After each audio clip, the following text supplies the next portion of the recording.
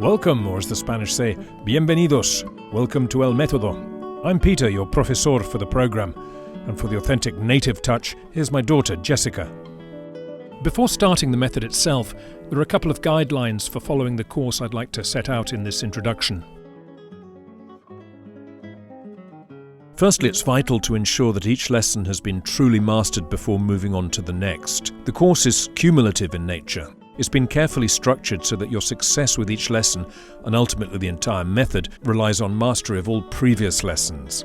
Equally, those of you who may already know some Spanish should resist the temptation to skip ahead at any point, even if the first lessons seem a little too elementary. At each stage, El Método lays down the crucial foundations for future progress with the language. So for full effect, it's vital to proceed patiently and methodically, as the name of the program implies.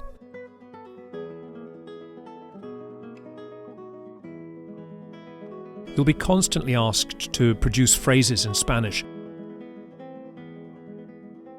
which you will then check with the same phrases given by myself and Jessica. If you consider you've performed well, that's to say, with 90 to 100% accuracy, and ideally within the timed pauses we provide, then you're free to progress. If not, we do suggest repeating the lesson as many times as you need. In addition to this self-assessment, we strongly suggest following the lessons in the order set out here. This way, each lesson will be taken 3 times, and you'll advance by 1 lesson a day. These 3 lessons, as well as the short written exercise that comes after each, should take about an hour. Make it a daily habit to get your 3 lessons in, more if you wish, and you'll be sailing through the levels in no time.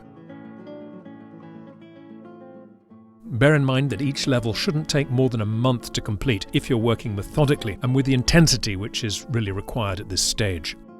So make yourself comfortable, relax, and allow the method to do its work, and you can now look forward to an exciting sense of constant and rapid progress with the Spanish language.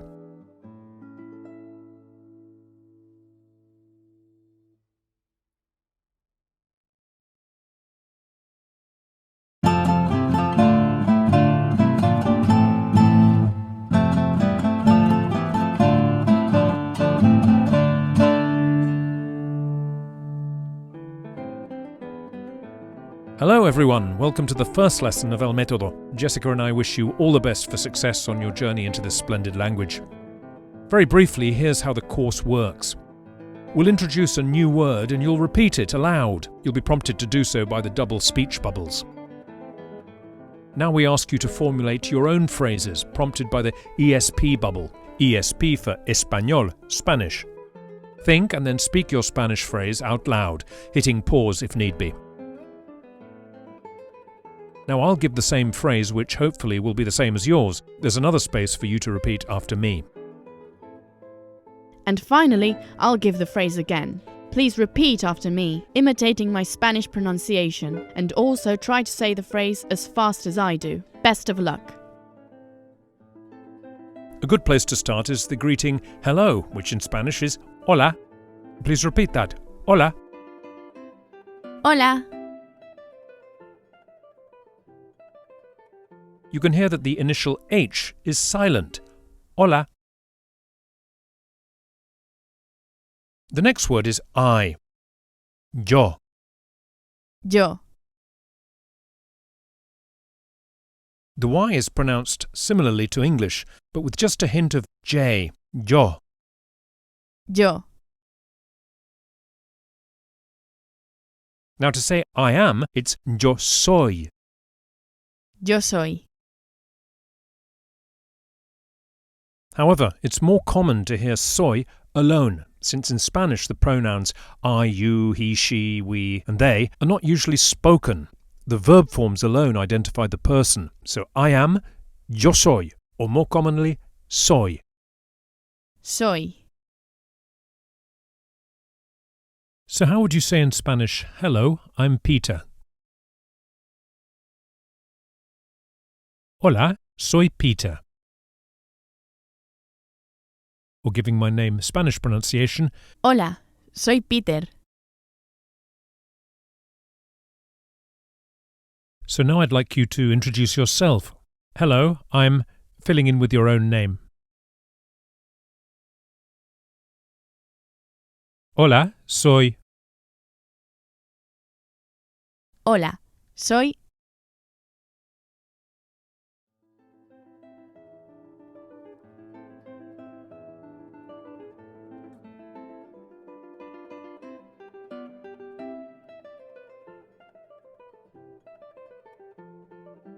Let's have a quick look at the Spanish vowels. As in English, there are 5, but luckily for the learner of Spanish, each vowel only has one possible sound. Unlike English, where each vowel can be pronounced in various different ways, amounting to some 20 or so possible vowel sounds, it's far more straightforward in Spanish, with only 5 vowel sounds. Can you repeat after me? A, E, I, O, U. Be sure to pronounce only pure vowels, just as you hear them, avoiding any diphthongs, that's to say sounds like A instead of E and O instead of O. A, E, I, O, U. It may help to think of the A as the A in the sound of laughter. Ha ha ha ha ha. I hesitate to give an actual English word as pronunciation varies with the different English accents. A. The E is the same E as in the English egg, nice and short, E. The I is the short E of eat, E. The next one is O, as in the British English pronunciation of hot, or perhaps again the sound of laughter, this time that of Santa Claus, Father Christmas, ho ho ho ho, O. The U is the short U of flute, or perhaps the sound a monkey makes, oo oo oo oo oo, oo. So that's it. There's not a single example in the entire Spanish language of a vowel having 2 different sounds. If you pause and practice these 5 vowels, you're done.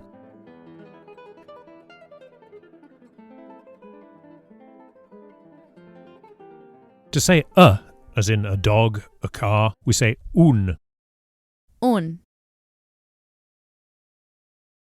A coffee is un café. Un café. And we emphasize the e vowel on account of the accent, which indicates the stress, the strong syllable, un café, and not café. Un café. Please is por favor. Por favor.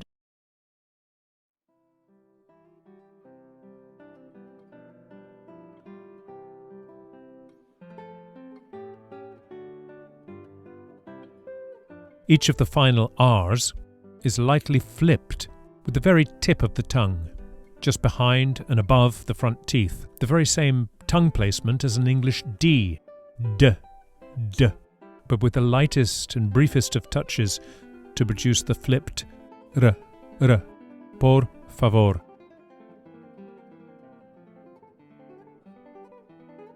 Speakers of American English may like to think of the Spanish flipped R as the T sound in water or butter. Por favor. Por favor. So how would you say a coffee, please?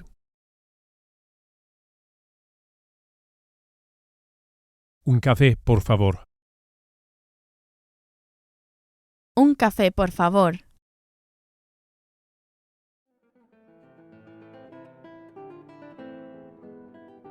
In Spanish, all objects, things, or concepts, what we call nouns, are considered to be either masculine or feminine. Café is masculine, so we use un café. But a Coca-Cola, for no particular reason, happens to be feminine, so we say una Coca-Cola. Una Coca-Cola. Really try to get those pure vowels as you practiced before. Una Coca-Cola. Una Coca-Cola.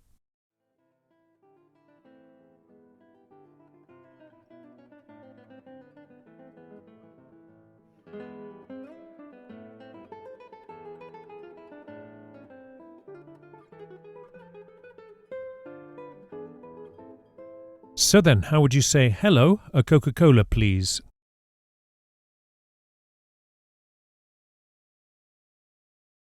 Hola, una Coca-Cola, por favor. Hola, una Coca-Cola, por favor.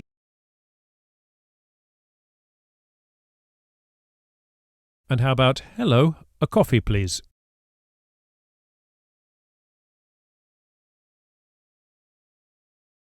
Hola, un café, por favor. Hola, un café, por favor.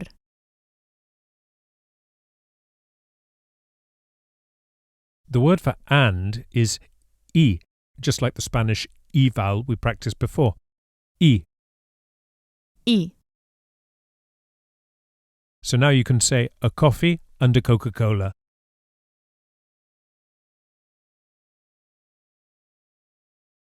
Un café y una Coca-Cola. Un café y una Coca-Cola.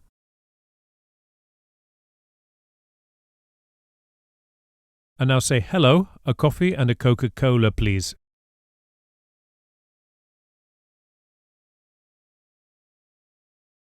Hola, un café y una Coca-Cola, por favor. Hola, un café y una Coca-Cola, por favor.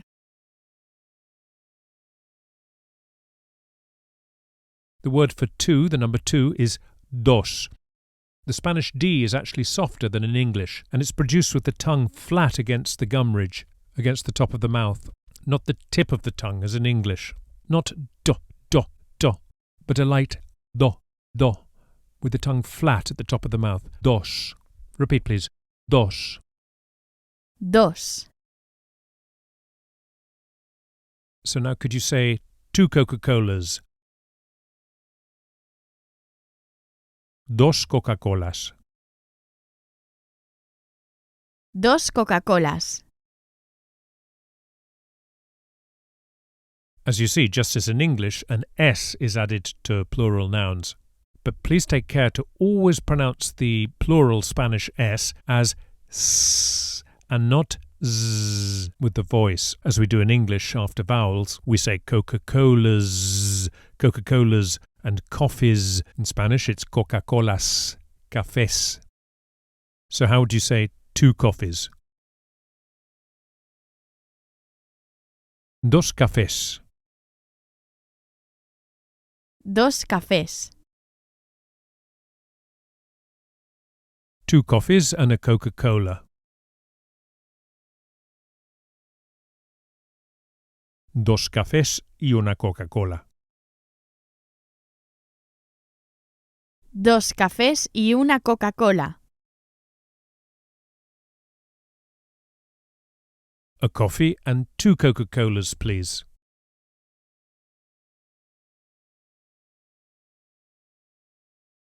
Un café y dos Coca-Colas, por favor.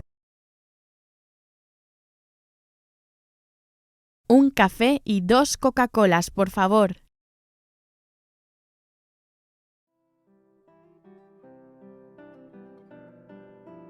This is probably one of the very first things we need to do in Spanish, to order things such as drinks. And we can also do so by saying, I want such and such. This could sound rather blunt in English to say, I want something. We'd usually say, can I have, or I'd like, but it works just fine in Spanish. So the way to say I want is yo quiero. Usually simply quiero. Quiero.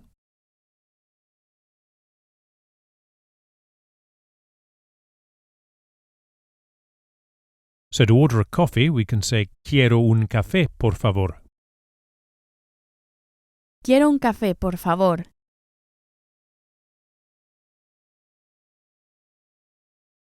Okay, how would you say I want a Coca-Cola, please?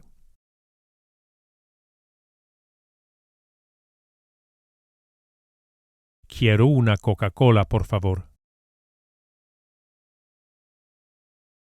Quiero una Coca-Cola, por favor. And how about, hello, I want, can I have two Coca-Colas and a coffee, please?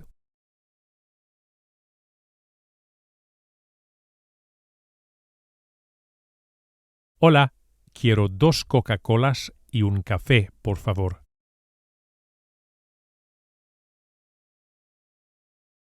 Hola, quiero 2 Coca-Colas y un café, por favor.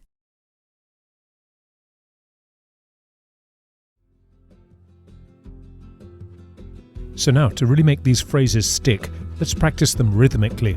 Just join in with us when you get the hang of it, and then go back repeating the chant as often as you can to really make it sink in. Quiero una Coca-Cola, por favor. Quiero una Coca-Cola, por favor. Un café y una Coca-Cola, por favor. Quiero 2 Coca-Colas, por favor. Quiero 2 Coca-Colas, por favor. Un café y 2 Coca-Colas, por favor. Quiero una Coca-Cola, por favor. Quiero una Coca-Cola, por favor. 2 cafés y una Coca-Cola, por favor. Quiero una Coca-Cola, por favor. Quiero una Coca-Cola, por favor. Un café y una Coca-Cola, por favor. Quiero 2 Coca-Colas, por favor. Quiero 2 Coca-Colas, por favor. Un café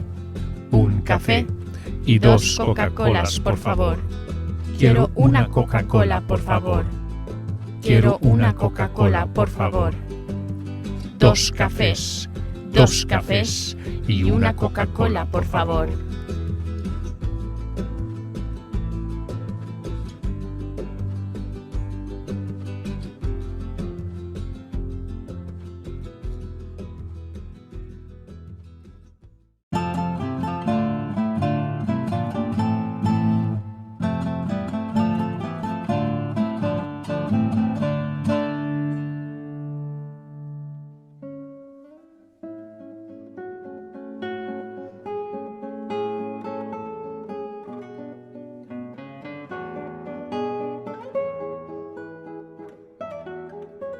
Bienvenidos de nuevo. Welcome back to El Método Spanish course for beginners. Let's jump straight back in with our next important word. Thank you, which in Spanish is gracias. Gracias.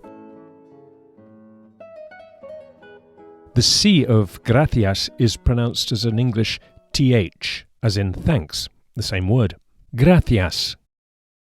Gracias.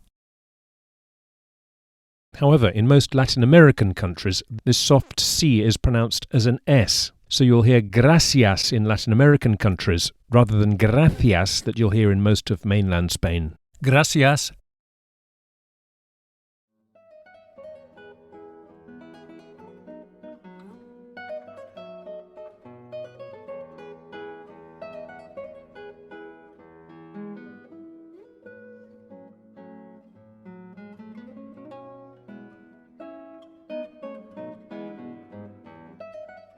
To say thank you very much, it's muchas gracias.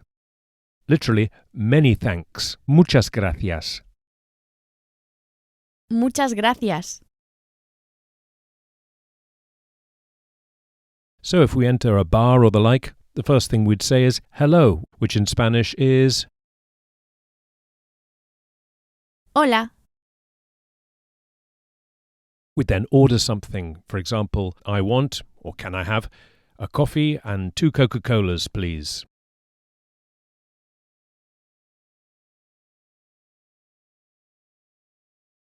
Quiero un café y 2 Coca-Colas, por favor.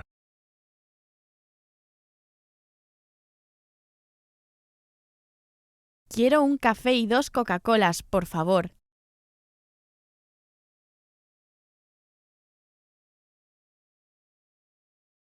Then we'd say thank you very much.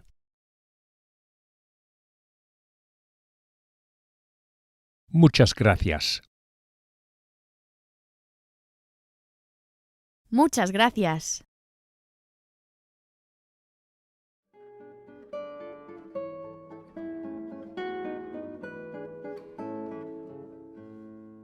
To say possible in Spanish, it's very easy. Posible. Posible. The second syllable, the E, is accentuated. Posible. And the final E sound, as always in Spanish, is a pure vowel, not A. Don't say posible, but posible. Impossible, unsurprisingly, is imposible. Imposible. To say it is or it's, the Spanish only requires one word, es. Es. How then would we say it's possible?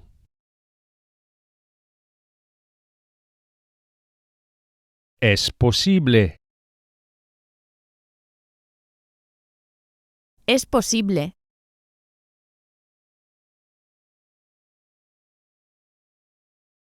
And how about it's impossible? Es imposible. Es imposible. Don't forget to stress the si, imposible.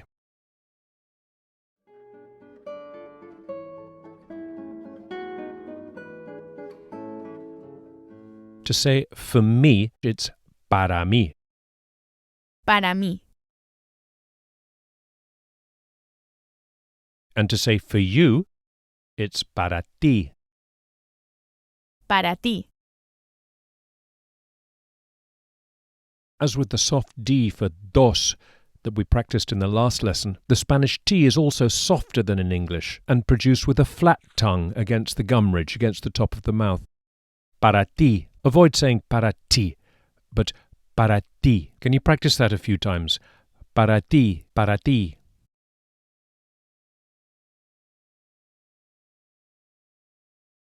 So now try saying it's for me. Es para mí. Es para mí.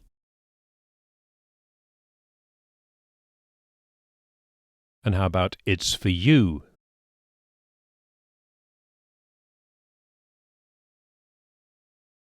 Es para ti. Es para ti. How would we say it's possible for me?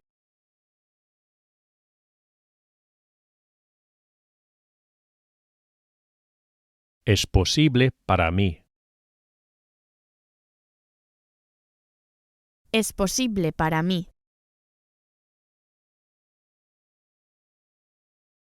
And how would we say it's impossible for you?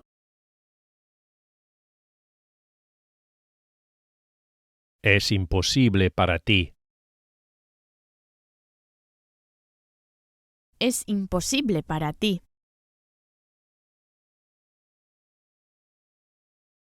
Can you say a Coca-Cola for me?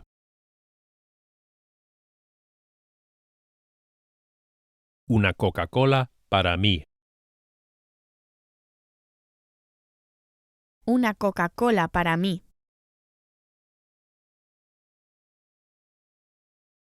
Now say a coffee for me and a Coca-Cola for you.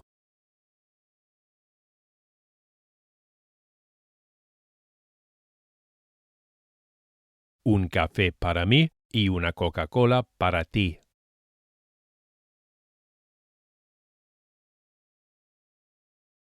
Un café para mí y una Coca-Cola para ti.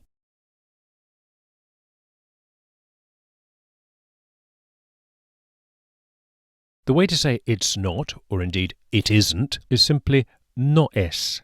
No es. No es. So then try saying it's not for you.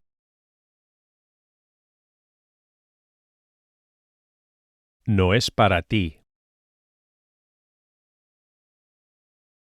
No es para ti.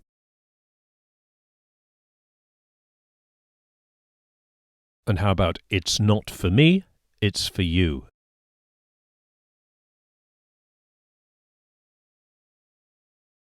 No es para mí, es para ti.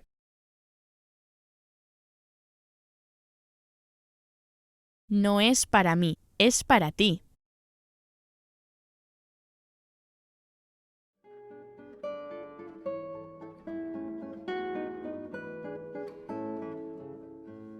So we've seen that the article is either un or una.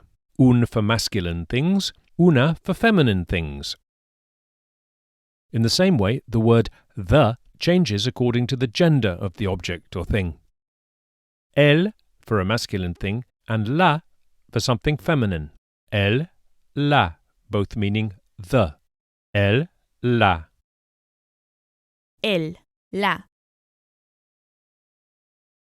How would you say the Coca-Cola, bearing in mind that Coca-Cola is feminine? La Coca-Cola. La Coca-Cola. And coffee, being masculine, how would you say the coffee? El café.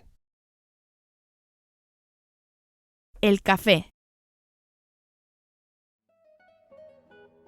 Unfortunately, we can't predict the gender of something, unless it's obvious, like a man, a woman, a boy, or a girl. What we can state, though, is that a word ending in an A, such as Coca-Cola, is more likely to be feminine. There are plenty of common exceptions to this rule, but if you do need to guess, then go with feminine, una or la, for a word ending in an A. The Coca-Cola is for me.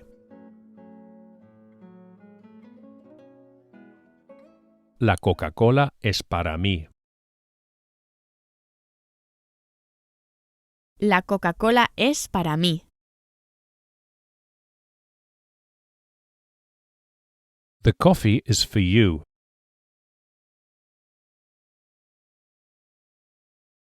El café es para ti. El café es para ti.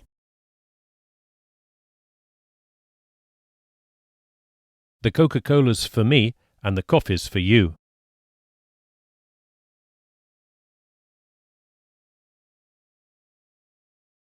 La Coca-Cola es para mí y el café es para ti.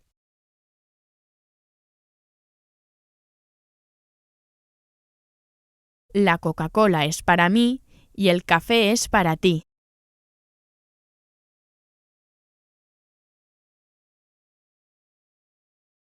The coffee's not for me, it's for you.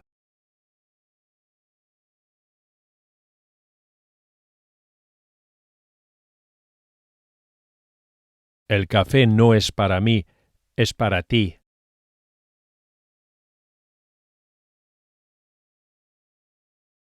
El café no es para mí, es para ti.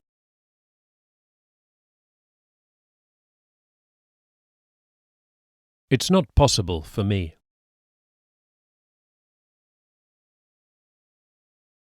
No es posible para mí. No es posible para mí.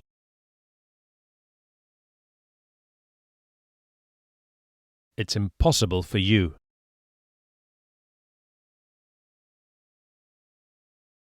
Es imposible para ti. Es imposible para ti.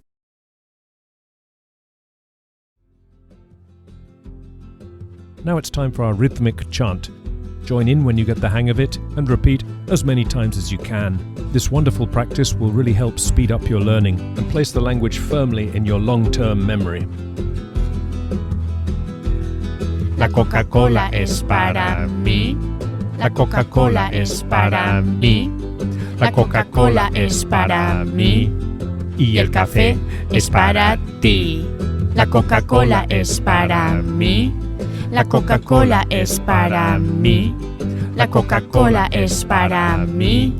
Y el café es para ti. El café no es para mí. La Coca-Cola es para mí. El café no es para mí. Es para ti. El café no es para mí. La Coca-Cola es para mí. El café no es para mí, es para ti. Es imposible para ti, es imposible para mí. No es posible para ti, no es posible para mí. Es imposible para ti, es imposible para mí. No es posible para ti, no es posible para mí.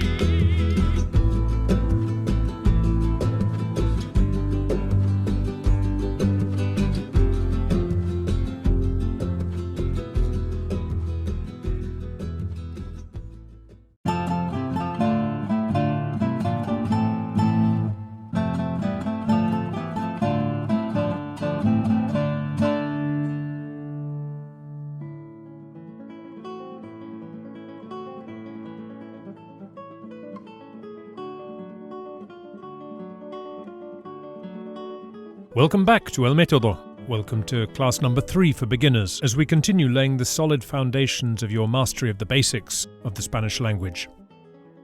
As we learnt in lesson 2, the way to say it's for you is es para ti. Es para ti. If we wanted to form the question, is it for you, then there's no change. Only the inflection of the words changes, giving it a questioning tone. ¿Es para ti? ¿Es para ti? So how do you think we would ask, is it possible?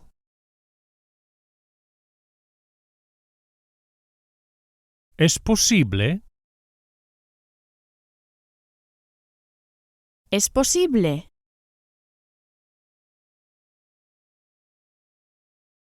And how would we ask, is the Coca-Cola for me? Remembering not to alter the statement, yet simply to add a questioning inflection. Is the Coca-Cola for me?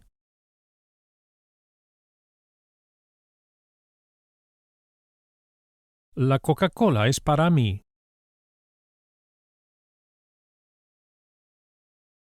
¿La Coca-Cola es para mí?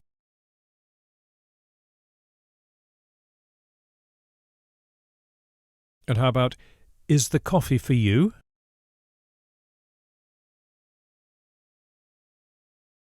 El café es para ti. ¿El café es para ti?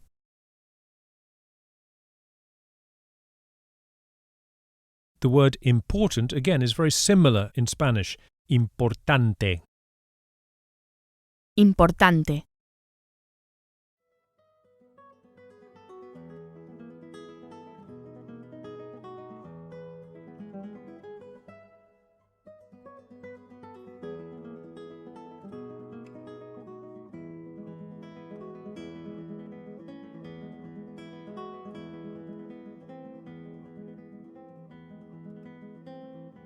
Can you say, it's important?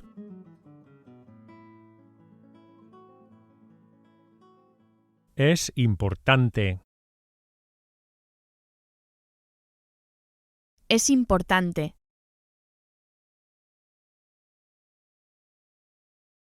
And the question, is it important?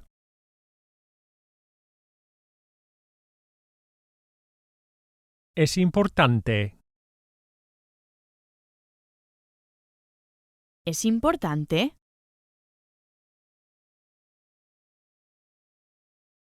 And now say, it's not important.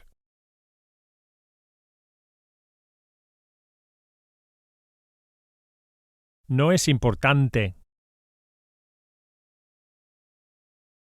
No es importante.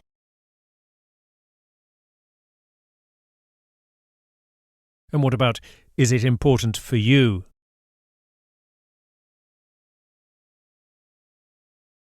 Es importante para ti.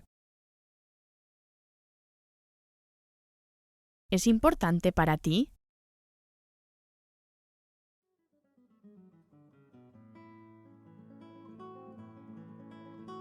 The word for good, that you might already recognize, is bueno. Bueno. And the word for bad is malo.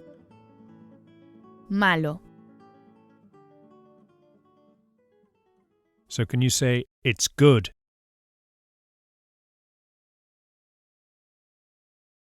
Es bueno. Es bueno.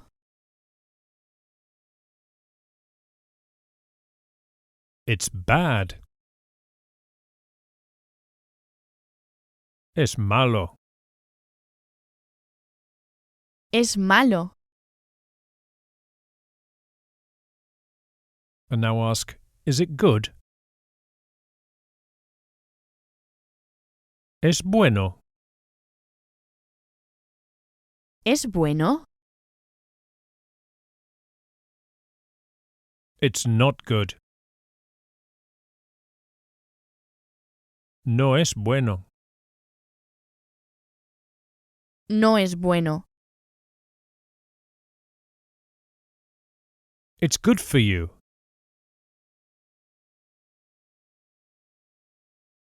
Es bueno para ti. Es bueno para ti.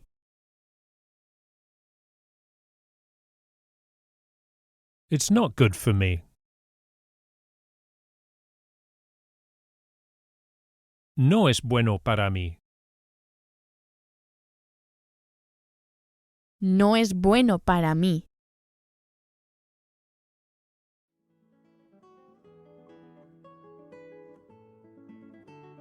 The word for very is muy. Muy. How then would we say, it's very good?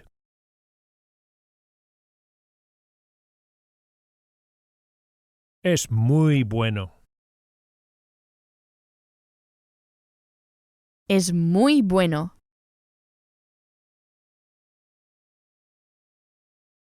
And now say, it's very bad for you.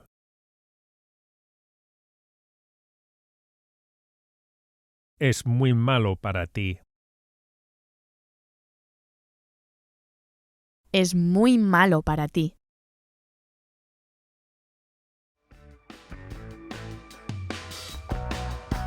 Now for the rhythmic chant. As usual, just join in when you get the hang of it. Es bueno para ti, muy bueno para ti. Es bueno para mí, muy bueno para mí. Es bueno para ti, muy bueno para ti. Es bueno para mí, muy bueno para mí. Es importante, muy importante. Es importante, muy importante. Es importante, muy importante. Es importante, muy importante.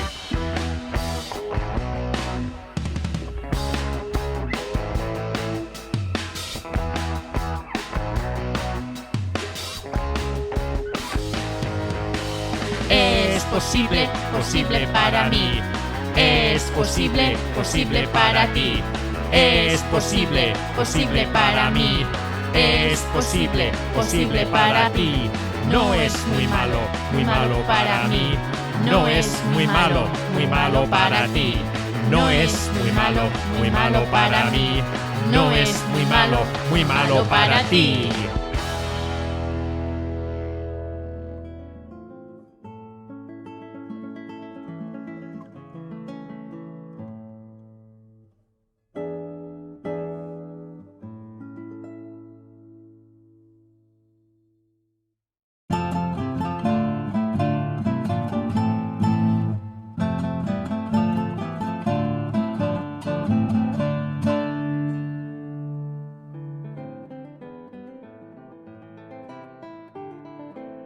Welcome again, welcome to lesson 4 of El Método, and let's get straight back down to work.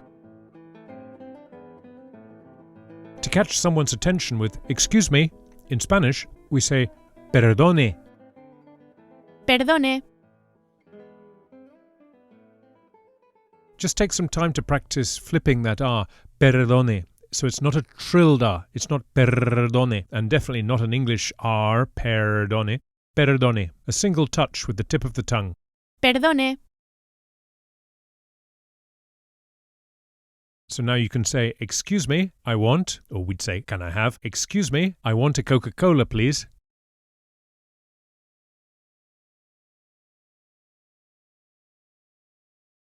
Perdone, quiero una Coca-Cola, por favor.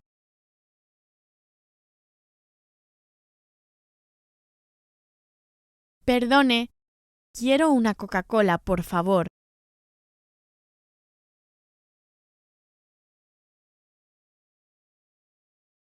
A water, as in a glass of water, perhaps a bottle, is un agua.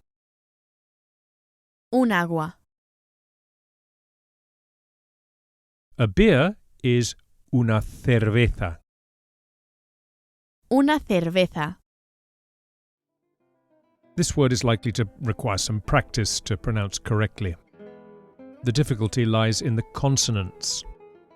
Both the initial C and the Z or the Z are pronounced as English THs.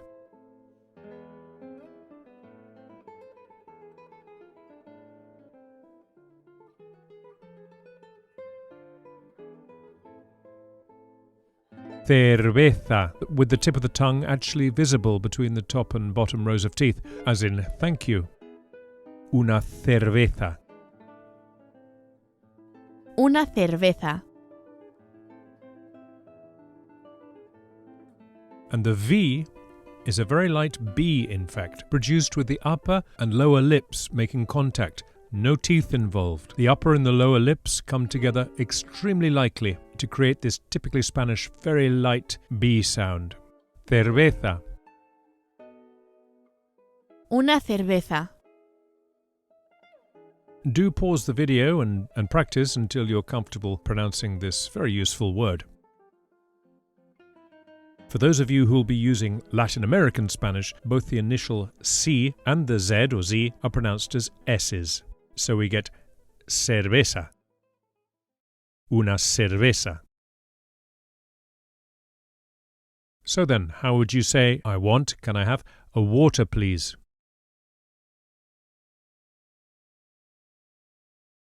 Quiero un agua, por favor.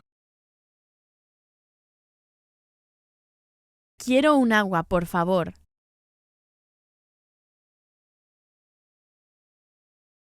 And how about I want a beer, please?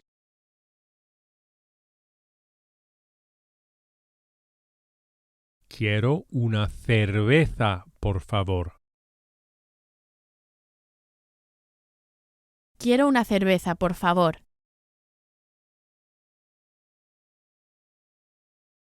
And now can you say, excuse me, I want a water and a beer, please?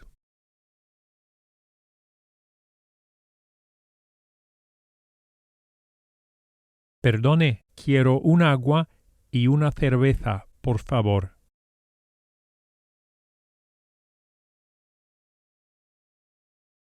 Perdone, quiero un agua y una cerveza, por favor.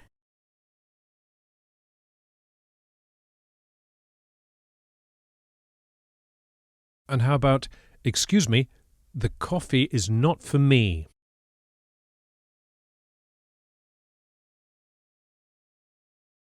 Perdone, el café no es para mí.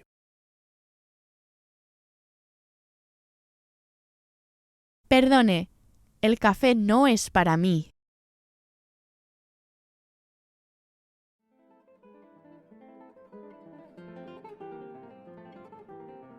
Do you remember how to say I am?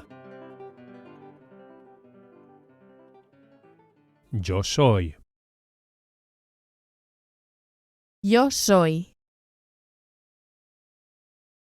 Or more usually simply soy. Soy. So how would one say I'm bad?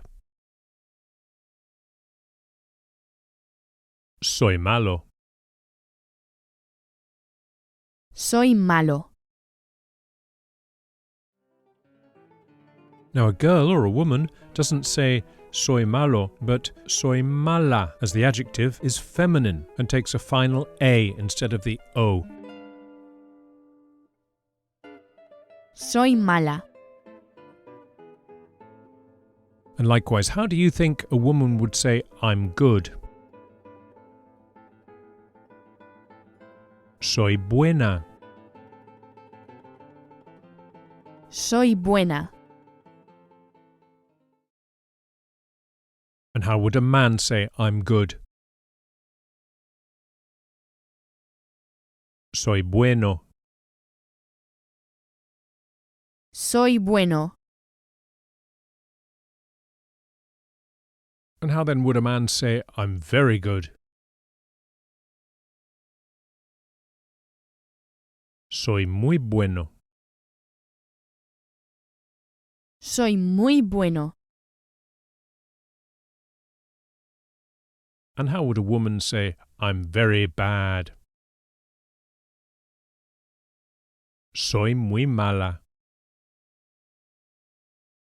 Soy muy mala.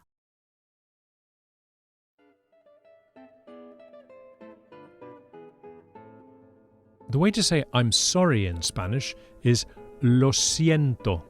Lo means it, so lo siento literally means I feel it. Lo siento. Lo siento. And the word for but is pero. Pero. Again, here we have a light single flipped R, pero. Be careful not to roll the R, perro, as this means a dog.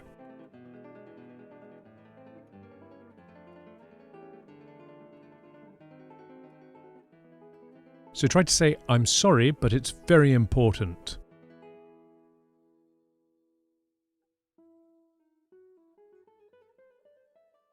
Lo siento, pero es muy importante.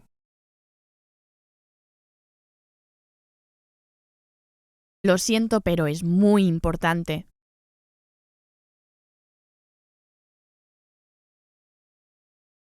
And what about, I'm sorry, but it's not possible?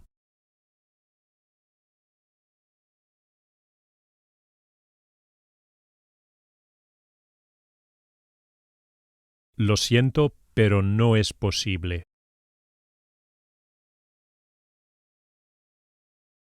Lo siento, pero no es posible.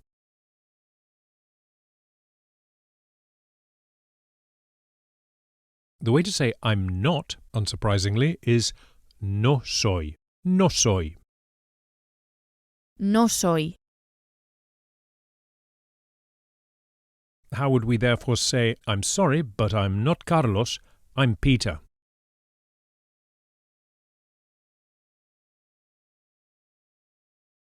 Lo siento, pero no soy Carlos, soy Peter.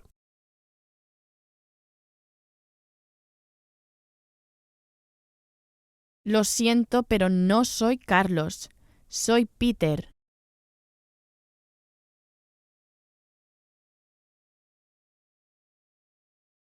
And now say, I'm not very important.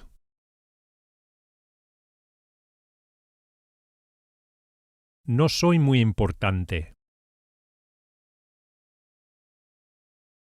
No soy muy importante.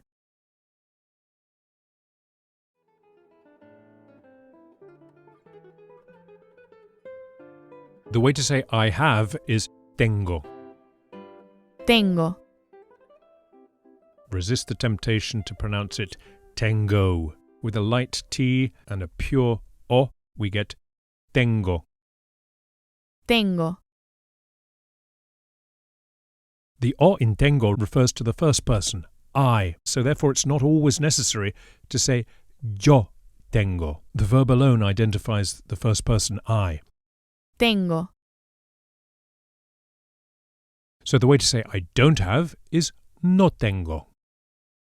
No tengo. How did we say I'm sorry? Meaning I feel it in Spanish. I'm sorry.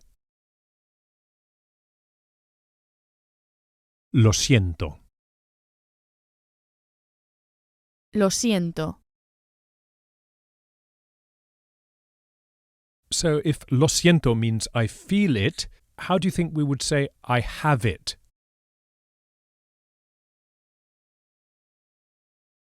Lo tengo. Lo tengo. Good, so we see that the pronoun it, unlike in English, goes before the verb. How then do you think we would say I don't have it?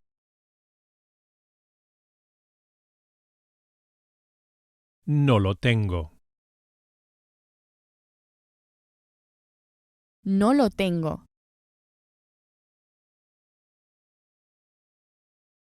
Try saying, I have a beer. Tengo una cerveza. Tengo una cerveza. Now say, I don't have a coffee. No tengo un café. No tengo un café.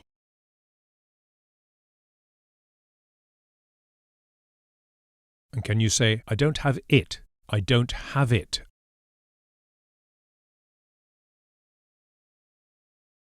No lo tengo.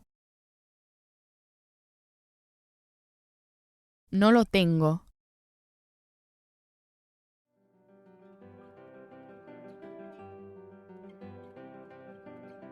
A car in Spanish is un coche. Un coche. In Latin American countries, the word for car is generally un carro. Un carro. Whenever we have a double R in Spanish, it's rolled or trilled.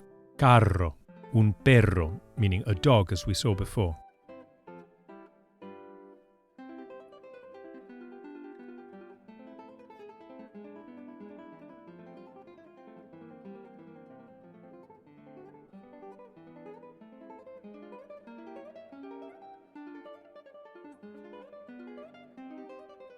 I don't have a car.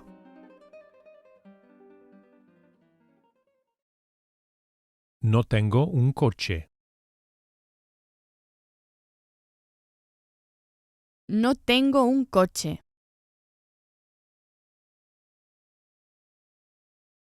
Or in Latin America, no tengo un carro. And now try, I'm sorry, but I don't have a car.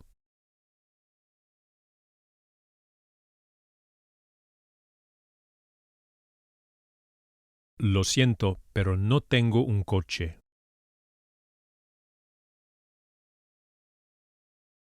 Lo siento, pero no tengo un carro.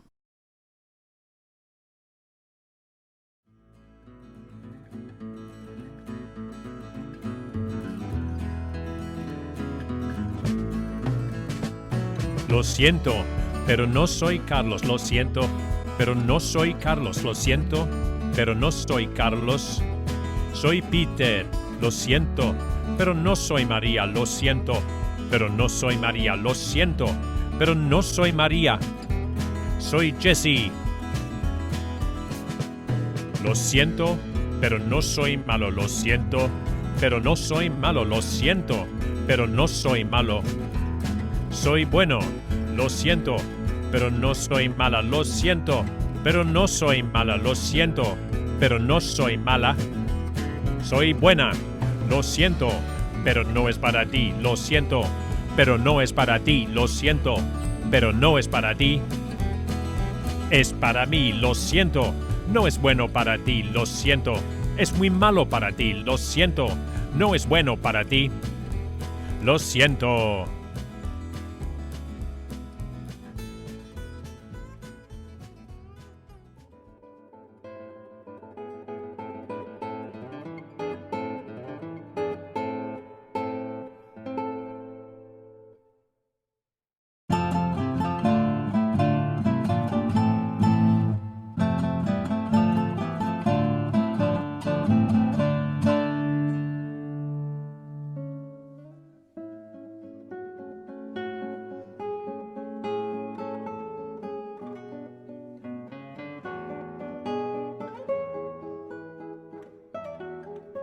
Hello and welcome to class number 5 of El Método. Class number 5 meaning that you're no longer a complete beginner, but beginning to move forward in your mastery of the basics of the Spanish language.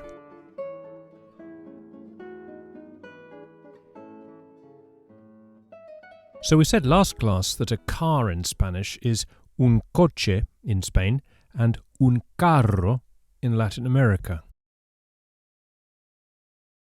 And how did we say I don't have a car?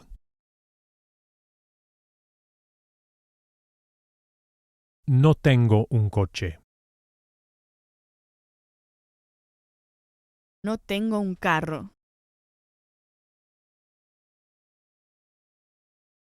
And how about I'm sorry, but I don't have a car?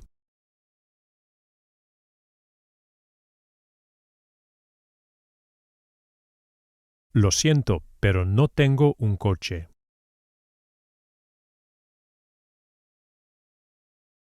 Lo siento, pero no tengo un coche.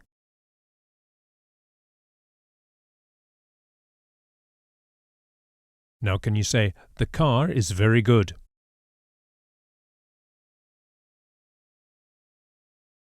El coche es muy bueno. El coche es muy bueno.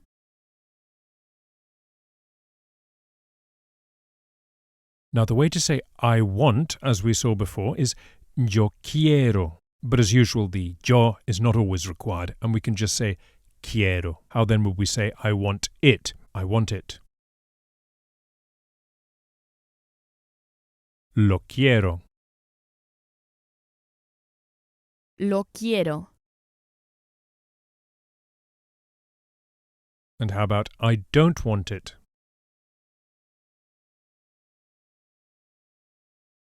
No lo quiero. No lo quiero.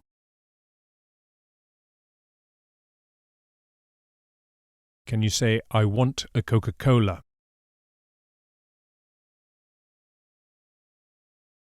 Quiero una Coca-Cola. Quiero una Coca-Cola.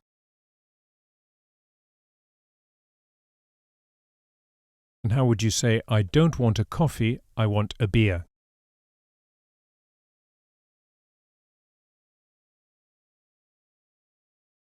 No quiero un café, quiero una cerveza.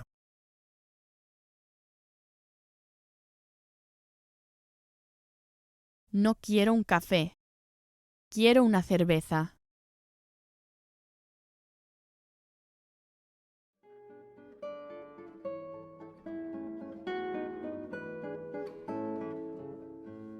To say I need in Spanish, it's necesito. Again here, be sure to pronounce the C as an English TH. Necesito. Necesito. As we saw before, speakers of Latin American Spanish will simply use an S. Necesito. So now say I need it. Lo necesito. Lo necesito. I don't need it. No lo necesito. No lo necesito. I need a car. Necesito un coche. Necesito un coche.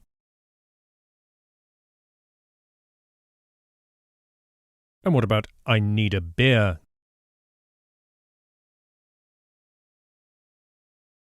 Necesito una cerveza. Necesito una cerveza.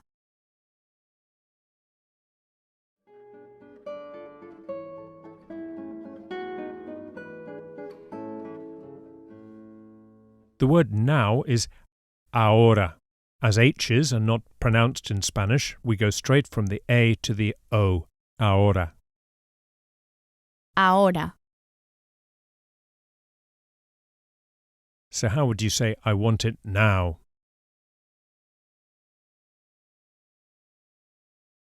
Lo quiero ahora. Lo quiero ahora.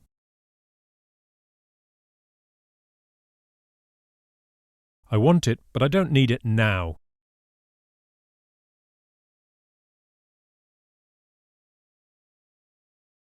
Lo quiero, pero no lo necesito ahora.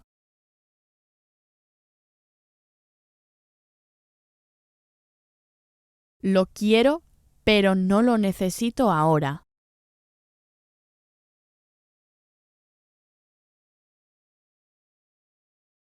To say like that, or in other words, that way, it's así. This word has an irregular stress pattern. The final vowel, the E, is stressed, requiring a written accent over it. Así. Así. Now say, it's like that. Es así. Es así. What about, it's not like that? No es así. No es así.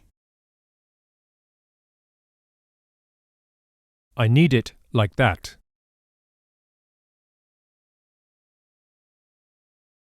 Lo necesito así. Lo necesito así.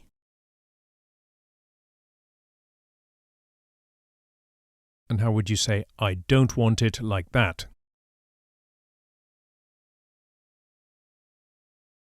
No lo quiero así. No lo quiero así. I'm not like that.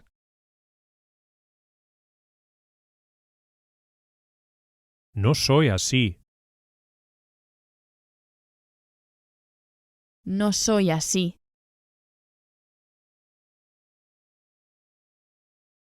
I'm sorry, but it's not possible like that.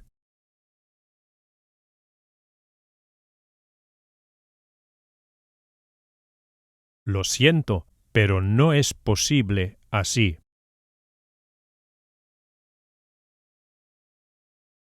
Lo siento, pero no es posible así.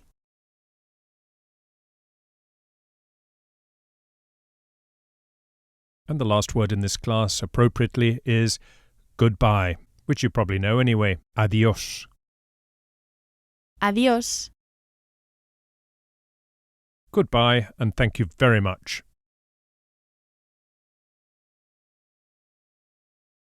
Adiós y muchas gracias. Adiós y muchas gracias.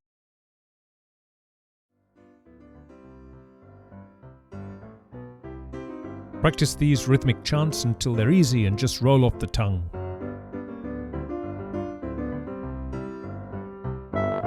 Gracias, pero no lo necesito. Muchas gracias, no lo necesito. Gracias, pero no lo necesito. Muchas gracias, es para ti. Lo siento, pero no lo quiero. Lo siento, no lo quiero.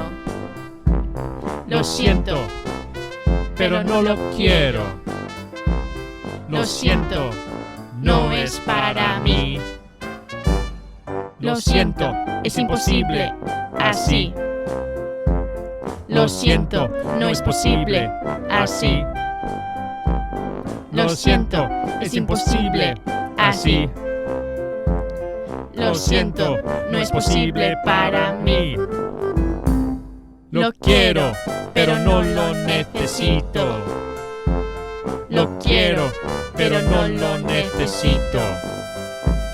Lo quiero, pero no lo necesito. No lo necesito.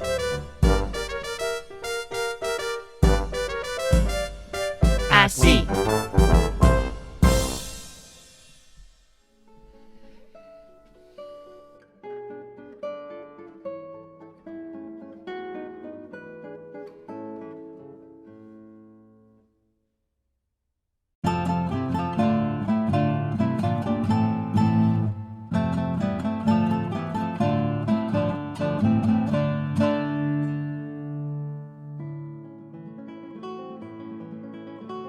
When asking how are you in Spanish, how are you, there are two possibilities depending on the degree of formality being used.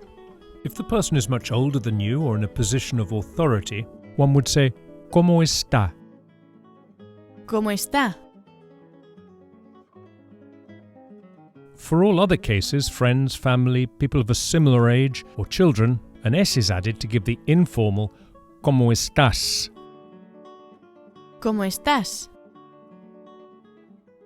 So the verb ending changes according to the degree of formality that you use. At this stage of the course, we shall stick to the informal form, introducing the formal forms a little later on. How would you greet a friend with "Hello, how are you"?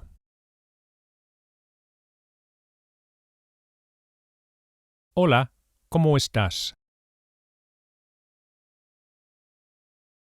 Hola, ¿cómo estás?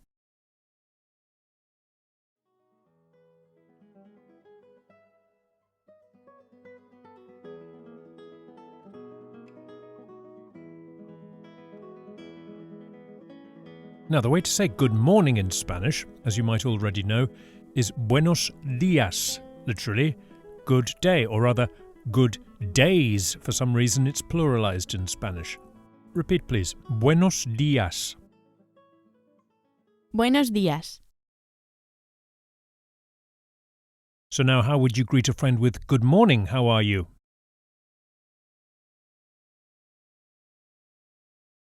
Buenos días, ¿cómo estás? Buenos días, ¿cómo estás?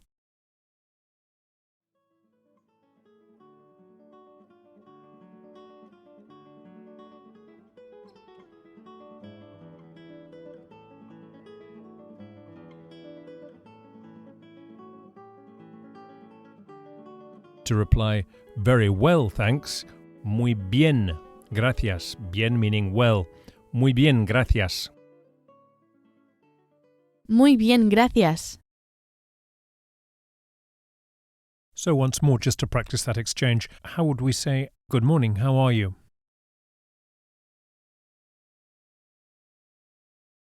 Buenos días, ¿cómo estás?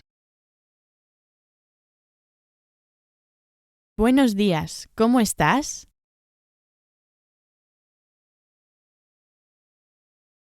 Very well, thank you.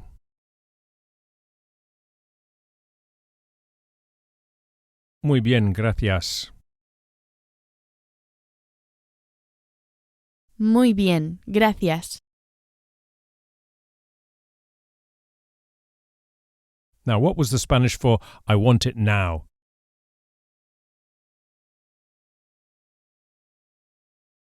Lo quiero ahora. Lo quiero ahora.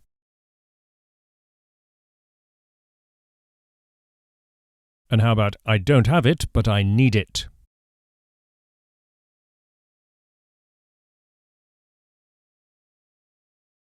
No lo tengo, pero lo necesito.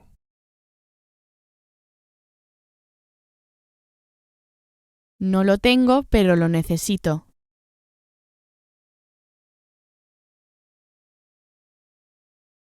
I'm sorry, but I need it now.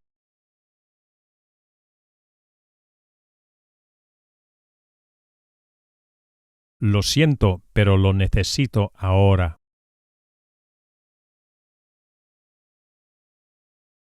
Lo siento, pero lo necesito ahora.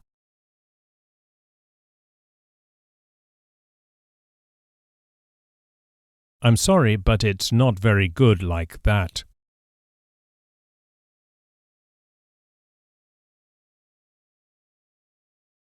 Lo siento, pero no es muy bueno así.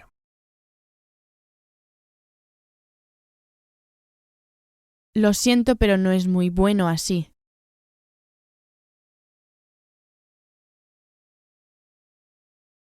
I'm sorry, but it's very bad for you like that.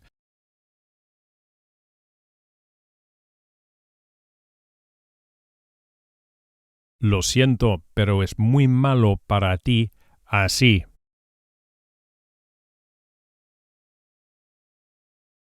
Lo siento, pero es muy malo para ti así.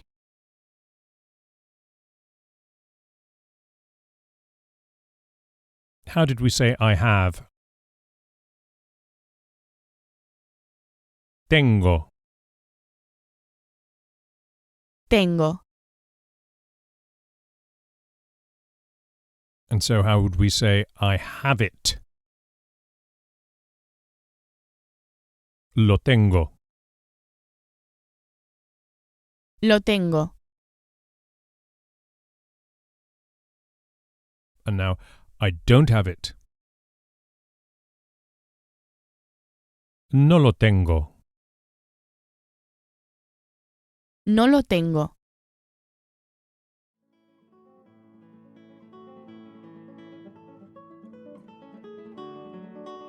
The word for you in Spanish, when it comes before a verb, for example, you have, you do, you want, is tú.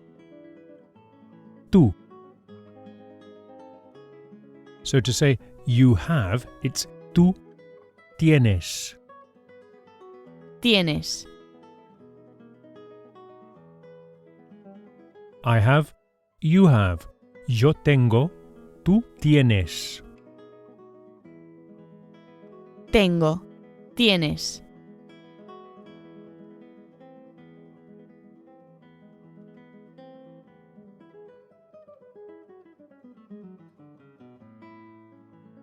And to ask the question, do you have, it's easy as again nothing changes, only the inflection.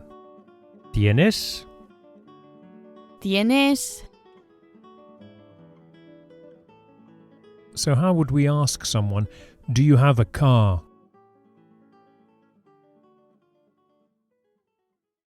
¿Tienes un coche? ¿Tienes un carro?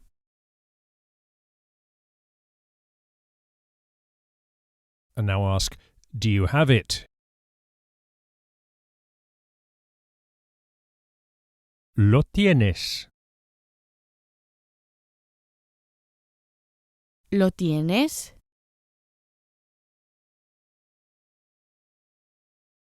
And now the statement, you have it.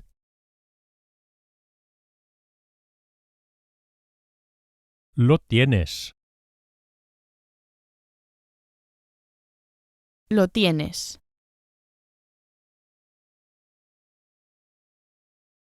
The very important question, what, is ¿qué?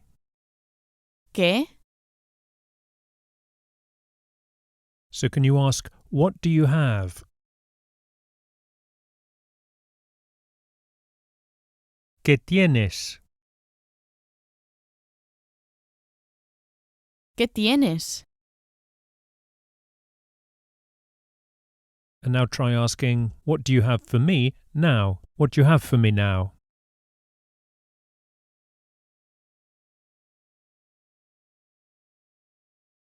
¿Qué tienes para mí ahora?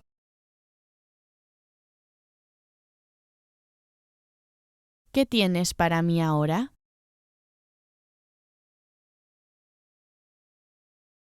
And once again, how did we say I have it? Lo tengo. Lo tengo. And I don't have it. No lo tengo.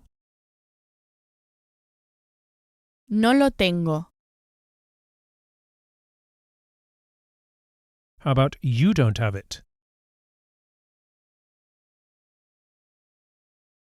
No lo tienes.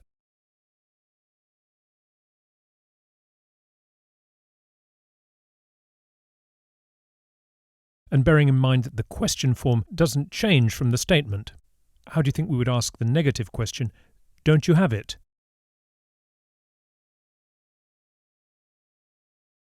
No lo tienes. ¿No lo tienes?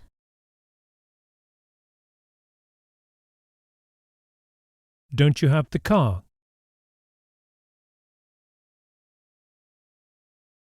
No tienes el coche. ¿No tienes el coche?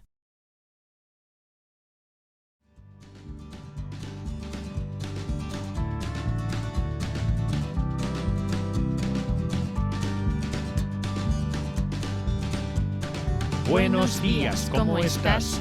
Muy bien, gracias. Buenos días, ¿cómo estás? Muy bien, gracias. Buenos días, ¿cómo estás? Muy bien, gracias. Hola, ¿cómo estás? Muy bien, gracias. Buenos días, ¿cómo estás? Muy bien, gracias. Buenos días, ¿cómo estás? Muy bien, gracias. Buenos días, ¿cómo estás? Muy bien, gracias. Hola, ¿cómo estás? Muy bien, gracias. Quiero el coche. ¿Lo tienes? ¿Lo tienes? ¿Lo tienes? ¿Tienes el coche? Lo quiero, lo quiero, lo quiero. Quiero el coche. ¿Lo tienes? ¿Lo tienes? ¿Lo tienes? Necesito el coche. ¿No lo tienes? ¿No lo tienes? ¿No lo tienes? Quiero el coche. ¿Lo tienes? ¿Lo tienes? ¿Lo tienes? ¿Tienes el coche? Lo quiero, lo quiero, lo quiero. Quiero el coche. ¿Lo tienes? ¿Lo tienes? ¿Lo tienes? Necesito el coche. ¿No lo tienes? ¿No lo tienes? ¿No lo tienes? No lo quiero así, lo quiero así, lo siento. Es así, no lo quiero así, lo quiero así, lo siento. Es así, no lo quiero así, lo quiero así, lo siento. Es así. Lo siento, lo quiero así, lo quiero así, lo quiero así, no lo quiero así, lo quiero así, lo siento. Es así, no lo quiero así, lo quiero así, lo siento. Es así, no lo quiero así, lo quiero así, lo siento. Es así. Lo siento, lo quiero así, lo quiero así, lo quiero así.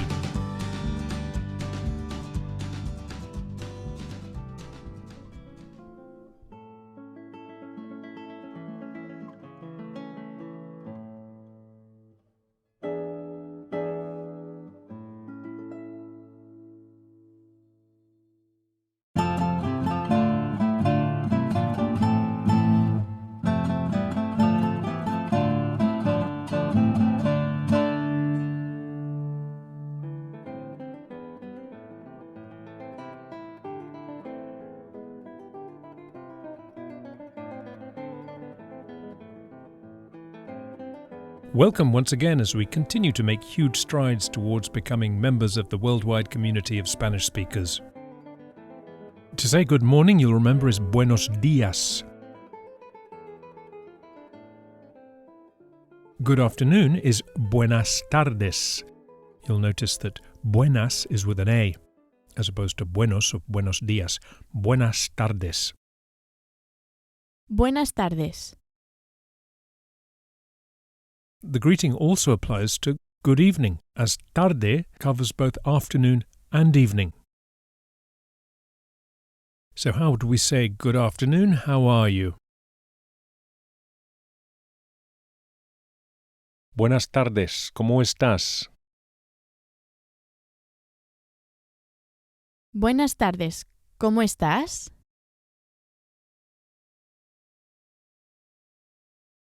And how did we say, very well, thank you?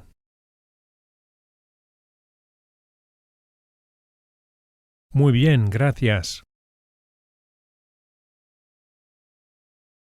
Muy bien, gracias.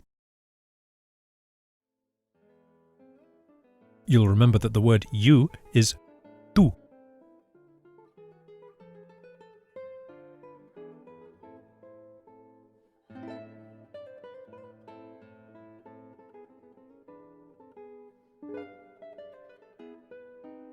So how would we ask, and you?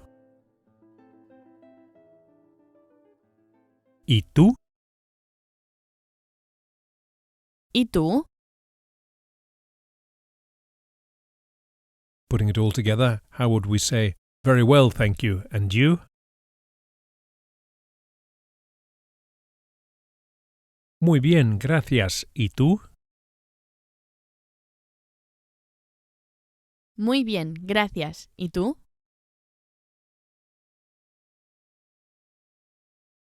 The way to say I want, as we've already seen, is quiero. Quiero. To ask the question, do you want, it's a slight change to quieres, quieres. ¿Quieres? So you can now ask, what do you want? ¿Qué quieres? ¿Qué quieres? I want a beer.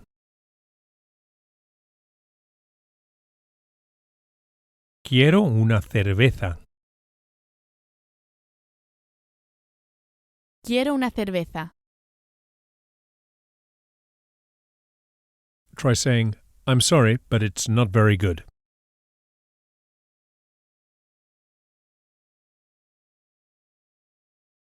Lo siento, pero no es muy bueno. Lo siento, pero no es muy bueno.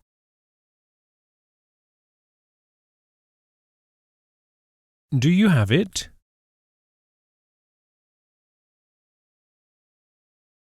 ¿Lo tienes? ¿Lo tienes? You don't have it.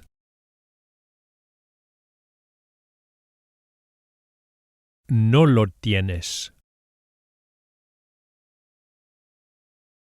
No lo tienes. And now the negative question, don't you have it? ¿No lo tienes? ¿No lo tienes? Don't you have it for me now?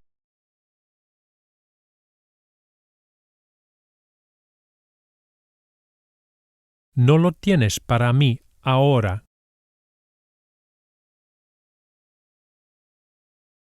¿No lo tienes para mí ahora?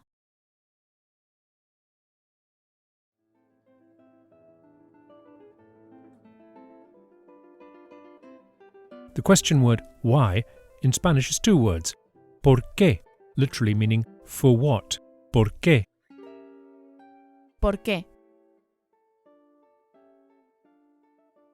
Try to say, why don't you have it?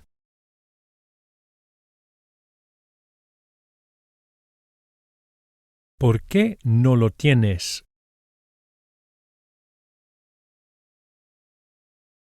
¿Por qué no lo tienes?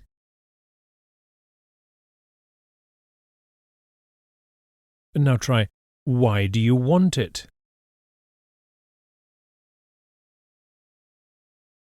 ¿Por qué lo quieres? ¿Por qué lo quieres? Why do you want it that way or like that?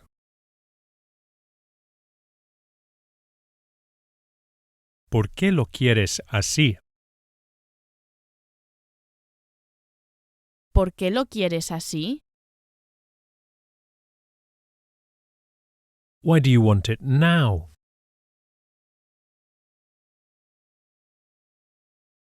¿Por qué lo quieres ahora? ¿Por qué lo quieres ahora? The word for because in Spanish is the same as why, ¿por qué? Except it's one word, ¿por qué? ¿Por qué? So how would you say, I don't have it because I don't need it?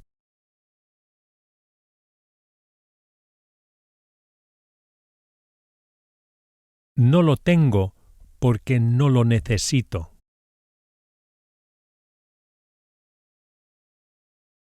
No lo tengo porque no lo necesito.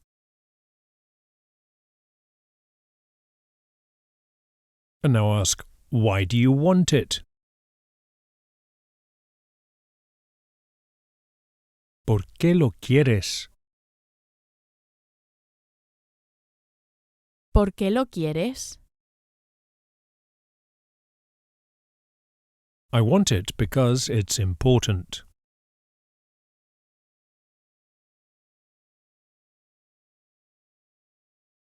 Lo quiero porque es importante.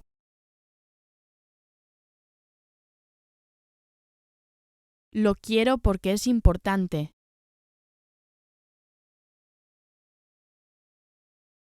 I don't want it because it's very bad.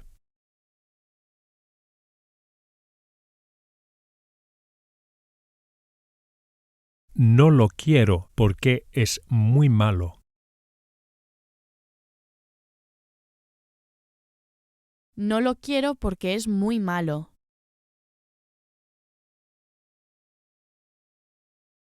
Do you want it because I don't need it?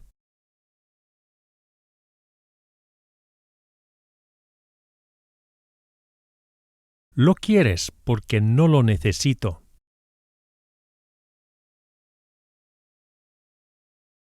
Lo quieres porque no lo necesito.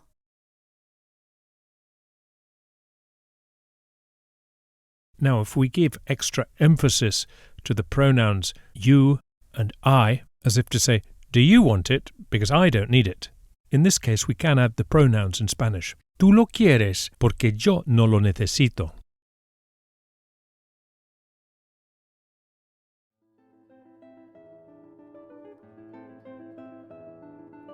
The verb to know, the verb itself, without mention of a person, I, you, he, she, etc., in its infinitive form, that's to say, the name of the verb, to know is saber.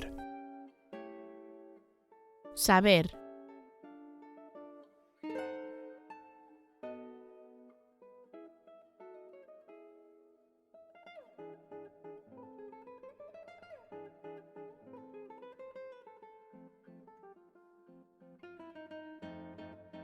Therefore, how would we say, I want to know?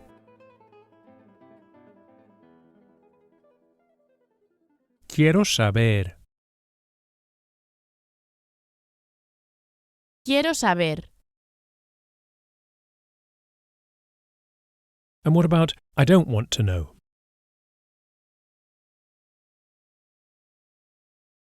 No quiero saber. No quiero saber. I don't want to know because it's not important for me.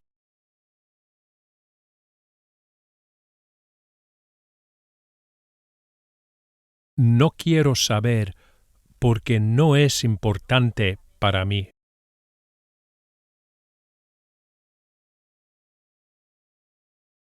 No quiero saber porque no es importante para mí.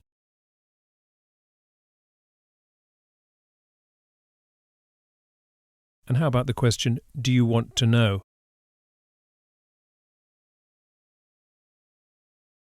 ¿Quieres saber?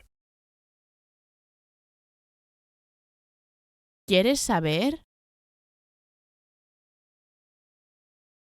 I want to know why you don't have it for me now.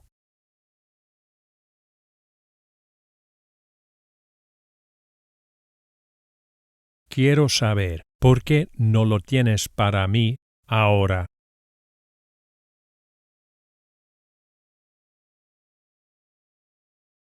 Quiero saber por qué no lo tienes para mí ahora.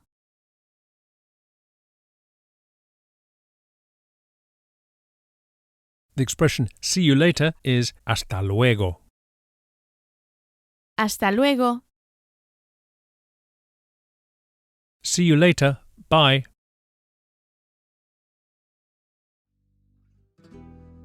Hasta luego. Adiós.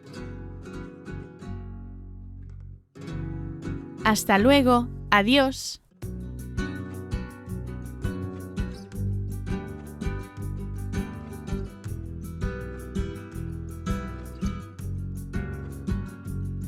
lo necesito, lo tienes para mí, lo necesito, lo tienes para mí, lo necesito, lo tienes para mí, lo necesito, lo tienes para mí, lo quiero, no lo tienes para mí, lo quiero, no lo tienes para mí, lo quiero, no lo tienes para mí, lo quiero, no lo tienes para mí.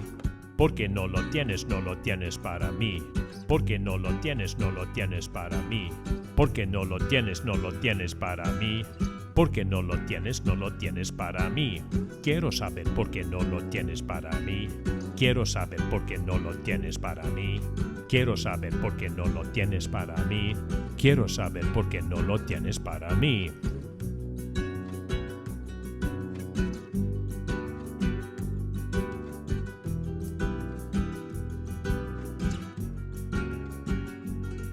No lo tengo para ti porque yo lo necesito. No lo tengo para ti porque yo lo necesito. No lo tengo para ti porque yo lo necesito. No lo tengo para ti porque yo lo necesito.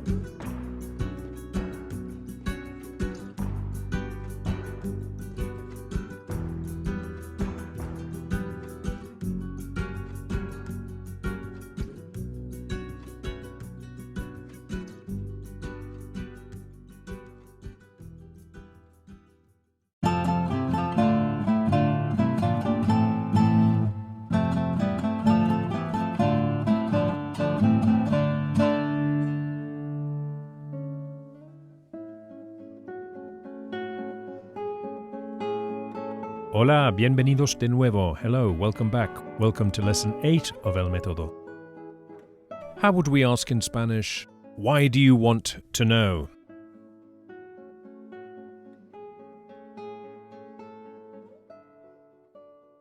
¿Por qué quieres saber?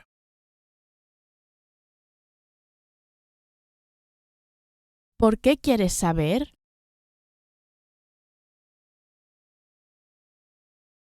And how would we say, I want to know because it's important?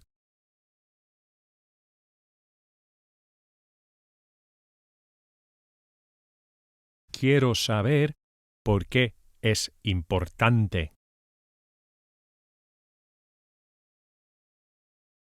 Quiero saber por qué es importante.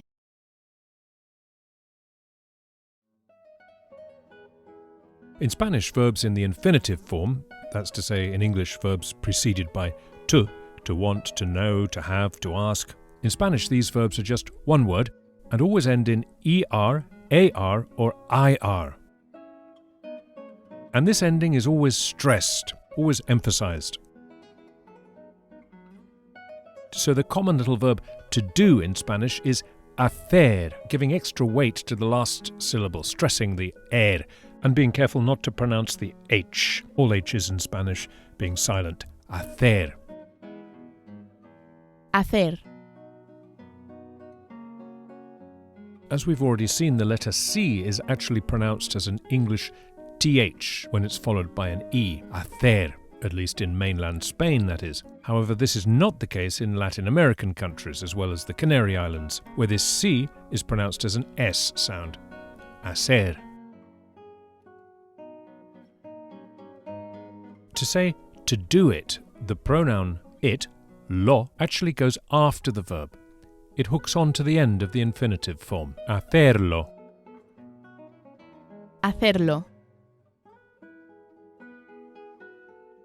So as a rule, these little words like it, him, her, them, known to linguists as object pronouns, but don't worry about that, these little words hook onto the end of the infinitive verb.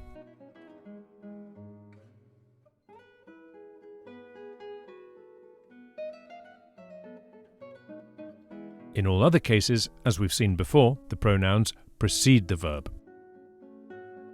But do remember that they hook onto the end of the infinitive forms.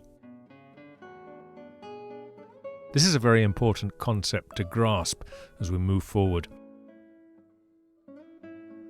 So to do it is hacerlo, with no written space between the verb hacer and lo. Hacerlo. How would we say to know it? Saberlo. Saberlo. And what about I want to know it?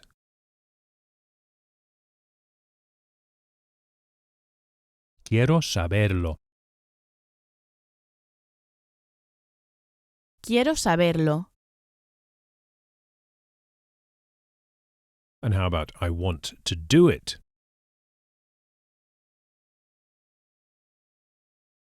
Quiero hacerlo.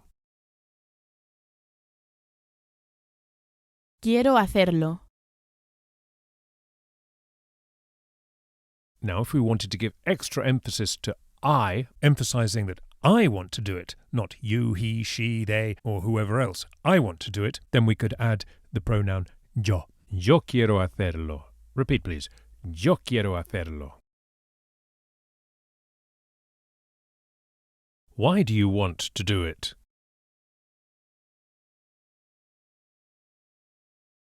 ¿Por qué quieres hacerlo? ¿Por qué quieres hacerlo? So remember, pronouns like lo always hook on to the end of the infinitive verbs. Now, what about if we wanted to ask, do you have it, which is no longer an infinitive?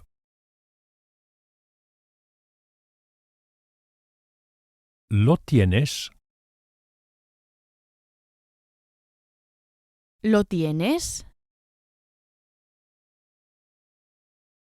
The question do you know in Spanish is just like all other informal you forms in that it ends in an S. Sabes? Do you know? Sabes? ¿Sabes? How therefore do you think we would ask, do you know it?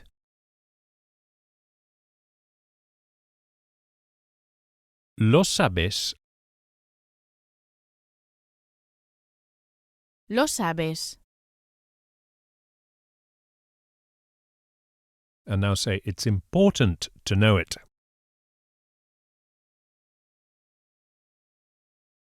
Es importante saberlo. Es importante saberlo. It's not important to do it now.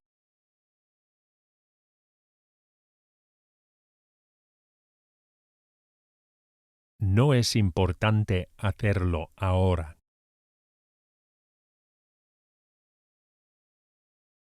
No es importante hacerlo ahora. I need to do it because it's very important for me.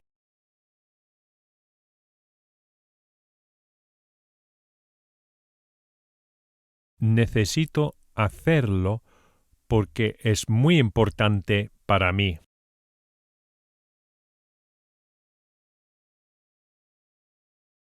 Necesito hacerlo porque es muy importante para mí.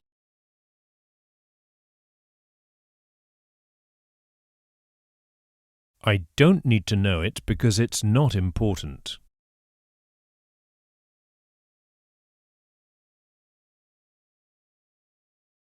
No necesito saberlo porque no es importante.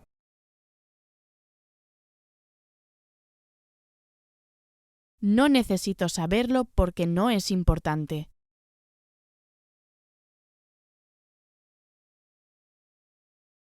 What do you want to do now?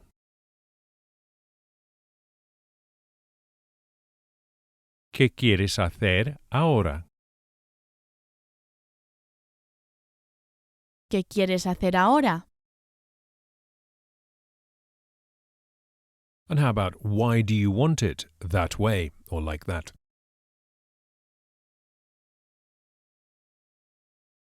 ¿Por qué lo quieres así? ¿Por qué lo quieres así? Why don't you want to do it that way?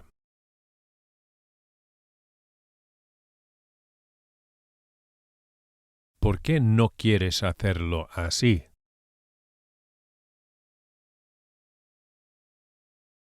¿Por qué no quieres hacerlo así? And how would you say, I don't want to do it because it's very bad like that?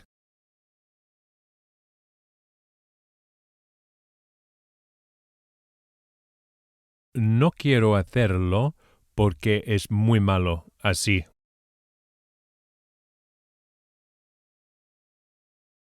No quiero hacerlo porque es muy malo así.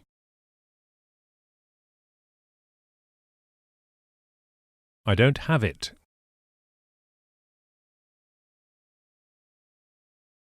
No lo tengo. No lo tengo. And now you don't have it.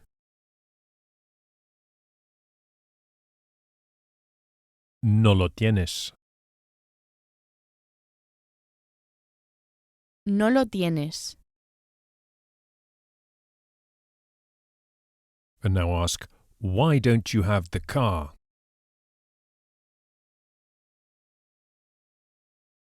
¿Por qué no tienes el coche? ¿Por qué no tienes el carro?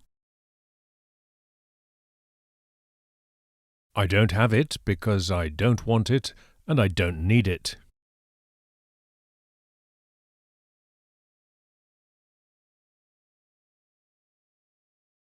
No lo tengo porque no lo quiero y no lo necesito.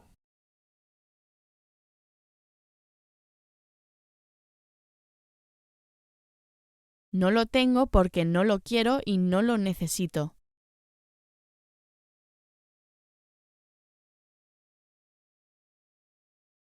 And how did we say, see you later, bye? Hasta luego, adiós. Hasta luego, adiós.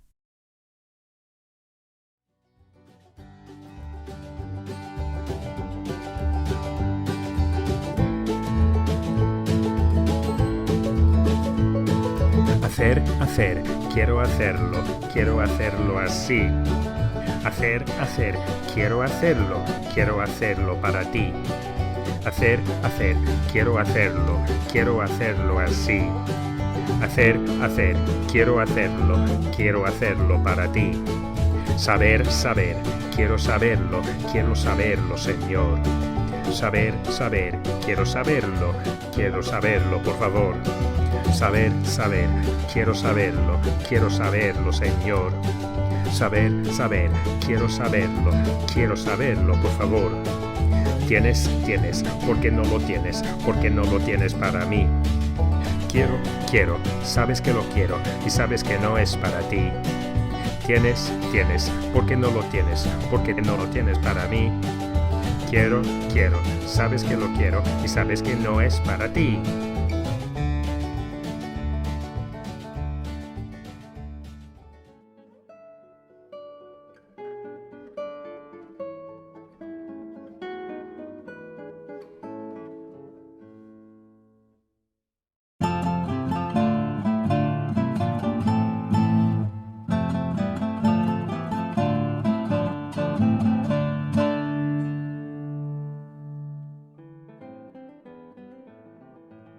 The very useful form I can in Spanish is puedo, puedo. Puedo. You can is puedes. Puedes. So then, how would we say, I can do it?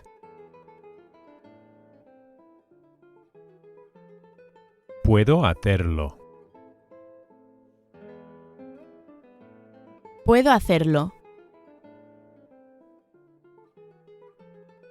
And how would we say, you can see it? Puedes verlo. Puedes verlo.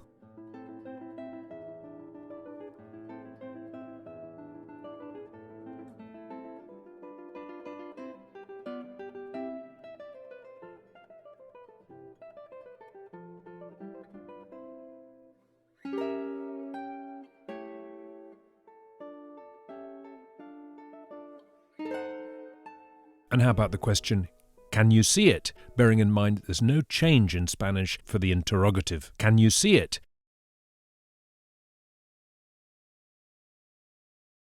¿Puedes verlo? ¿Puedes verlo? Good. So then, how would we ask, can you do it?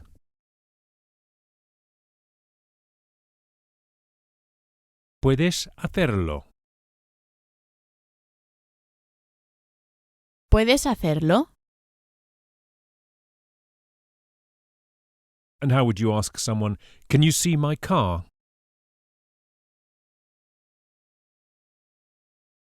¿Puedes ver mi coche?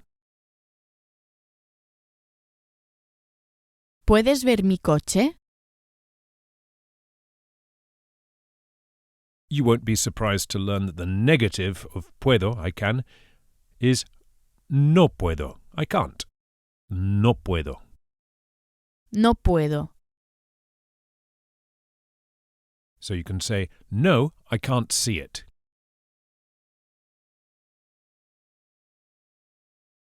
No, no puedo verlo.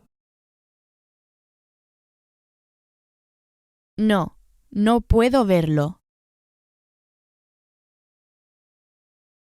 And now try to say, what can you see?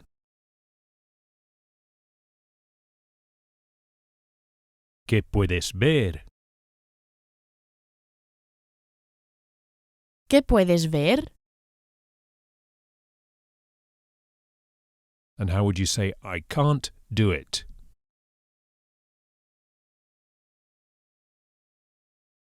No puedo hacerlo. No puedo hacerlo.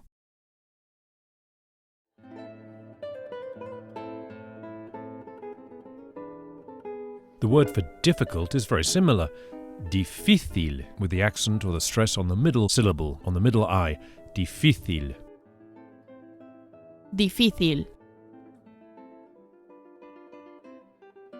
The letter C in Spanish, as you know, is softened by an E after it.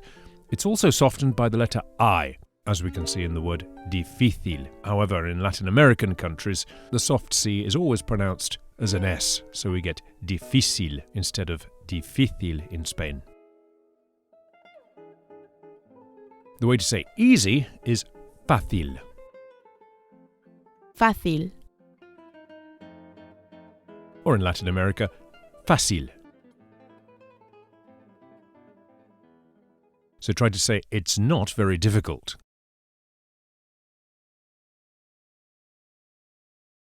No es muy difícil. No es muy difícil. It's easy for you, but it's difficult for me.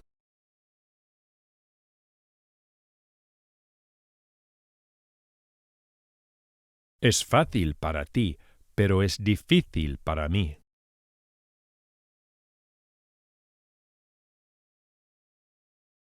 Es fácil para ti, pero es difícil para mí.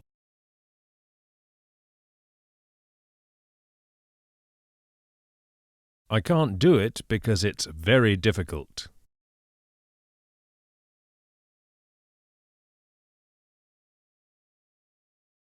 No puedo hacerlo porque es muy difícil. No puedo hacerlo porque es muy difícil.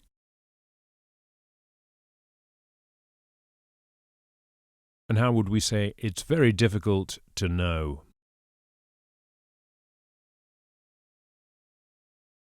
Es muy difícil saber. Es muy difícil saber. And how about it's not very easy to do it like that?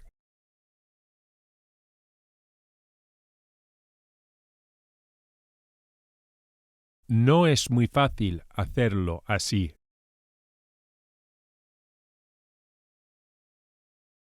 No es muy fácil hacerlo así.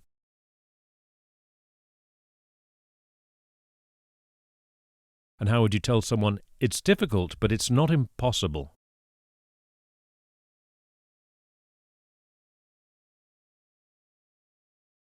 Es difícil, pero no es imposible. Es difícil, pero no es imposible. Big in Spanish is grande. Grande. And small or little is pequeño. Pequeño. The wavy line known as the virgulilla on top of the N turns the sound into a ñ, as in onion or España, ñ, pequeño. So can you say, my computer is very big?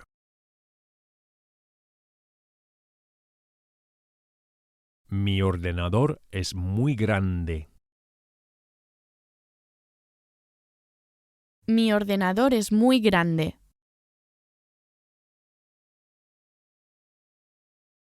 Your computer is very small.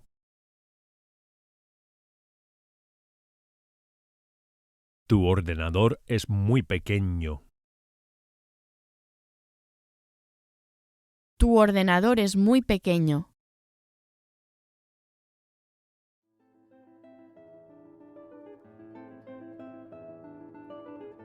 Describing words, what we call adjectives, in English go before the word they describe. For example, a large coffee.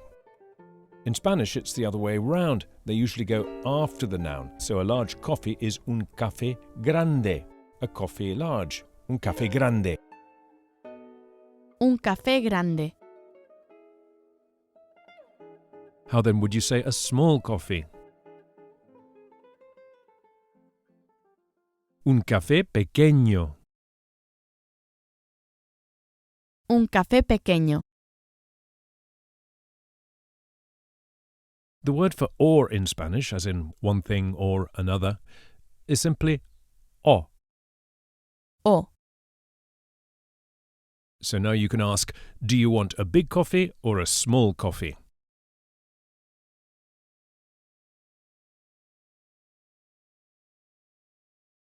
¿Quieres un café grande o un café pequeño?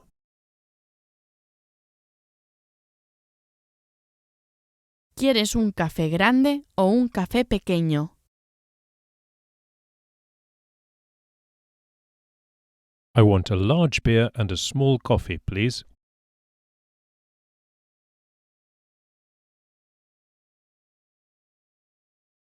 Quiero una cerveza grande y un café pequeño, por favor.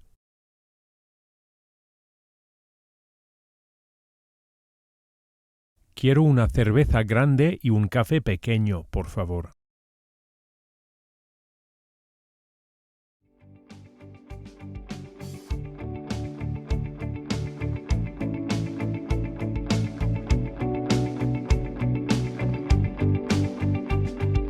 No es fácil, es muy difícil. No puedo, no puedo, no es difícil, es muy fácil. Tú puedes, no es fácil, es muy difícil. No puedo, no es difícil, es muy fácil. Tú puedes, es muy grande, quiero el pequeño. No lo tienes, no quiero ver el grande, quiero el pequeño. Puedo verlo, es muy grande, quiero el pequeño. No lo tienes, no quiero ver el grande, quiero el pequeño. Puedo verlo.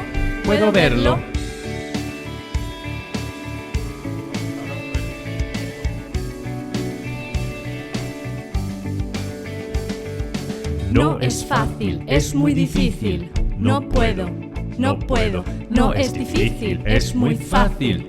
Tú puedes, no es fácil, es muy difícil. No puedo, no es difícil, es muy fácil.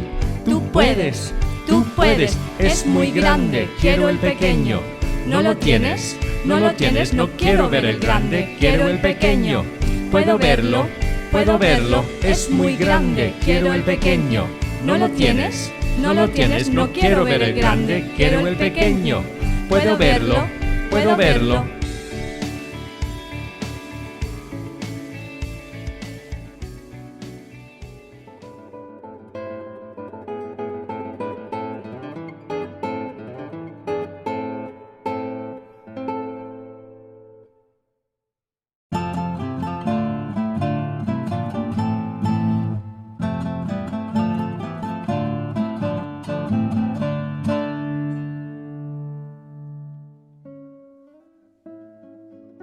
Welcome back to El Método, where we've reached class number 11, meaning we're at the halfway point of the first level.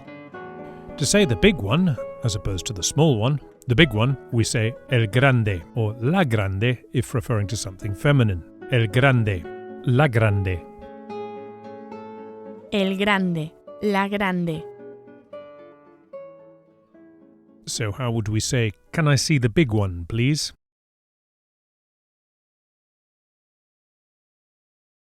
¿Puedo ver el grande, por favor? ¿Puedo ver el grande, por favor? How would you ask, do you have the big one or the small one? ¿Tienes el grande o el pequeño? ¿Tienes el grande o el pequeño? The big one is easy, but the small one is difficult.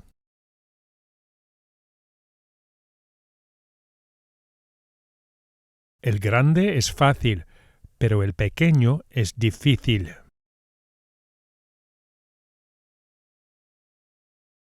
El grande es fácil, pero el pequeño es difícil.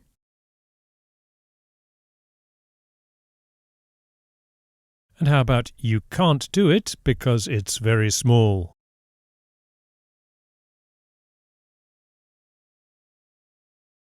No puedes hacerlo porque es muy pequeño. No puedes hacerlo porque es muy pequeño.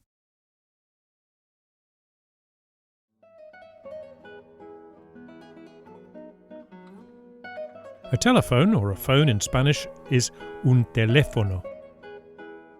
Un teléfono. Do you remember how to say the verb to know? Saber. To say you know, we change the ending and we get sabes. Sabes. Notice that the stress, the accent here is on the first syllable. Sabes. How would we ask the question? Do you know? Sabes? ¿Sabes? And what about, do you know why? ¿Sabes por qué? ¿Sabes por qué? Do you know why I don't have it?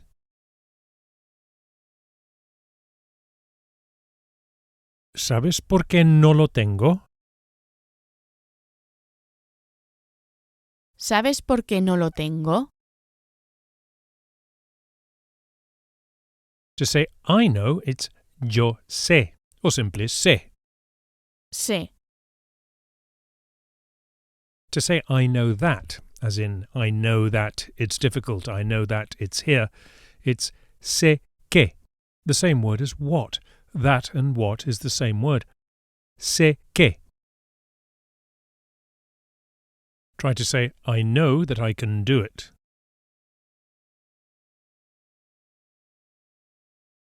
Sé que puedo hacerlo. Sé que puedo hacerlo.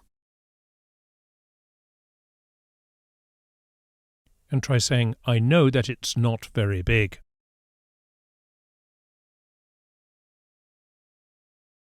Sé que no es muy grande.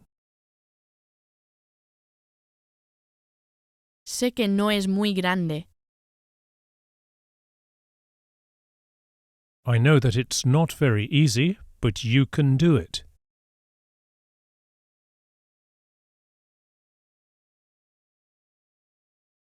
Sé que no es muy fácil, pero puedes hacerlo. Sé que no es muy fácil, pero puedes hacerlo.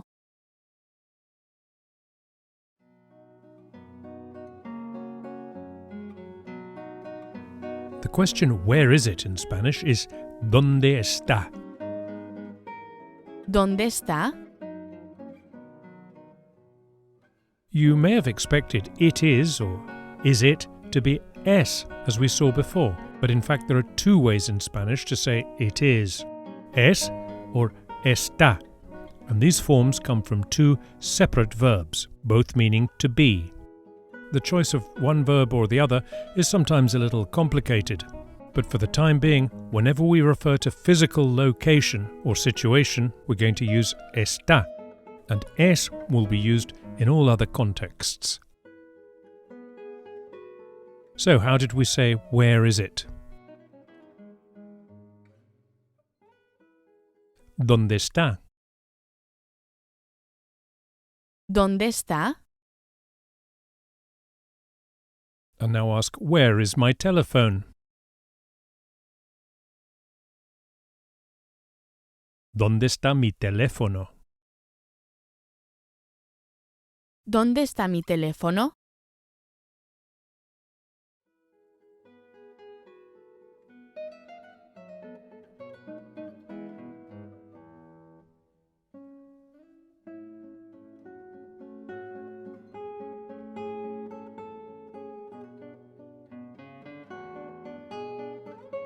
And now try, where is the car?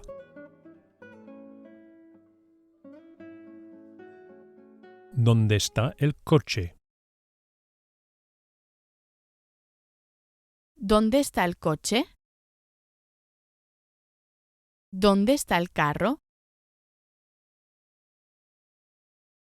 I know where it is.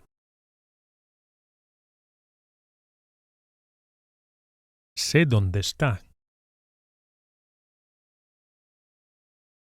Sé dónde está. Do you know where it is?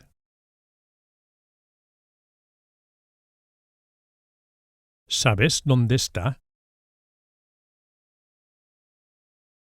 ¿Sabes dónde está? In the next sentence, don't be influenced by the English. Don't separate the two words donde and está. Donde and está must stick together. I don't know where your phone is, but I know where your computer is.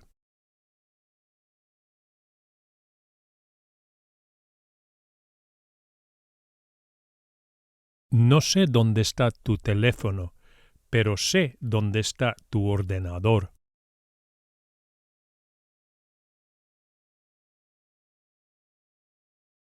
No sé dónde está tu teléfono, pero sé dónde está tu computadora.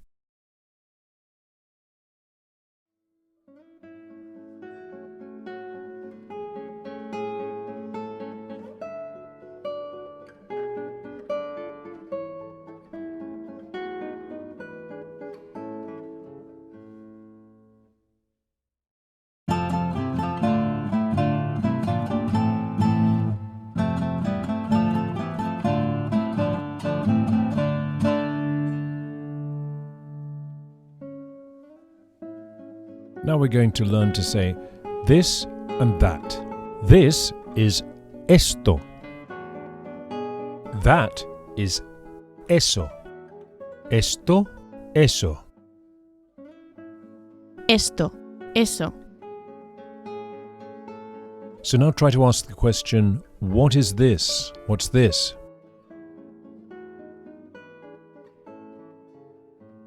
¿Qué es esto? ¿Qué es esto? You may have been tempted to use está in this question, but remember here, we're not talking about a temporary state or a location. We're simply identifying something. So, ¿qué es esto? And how would we ask, what's that? ¿Qué es eso? ¿Qué es eso? And how would we say, I want to see this?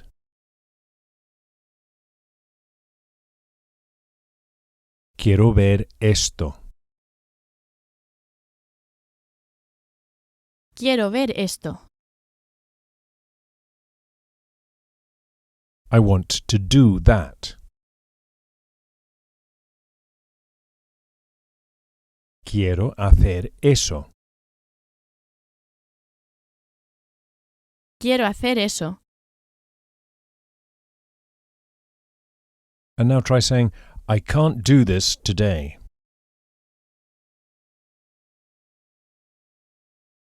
No puedo hacer esto hoy. No puedo hacer esto hoy.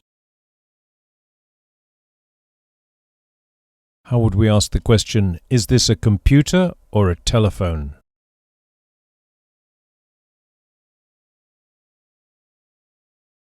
¿Esto es un ordenador o un teléfono?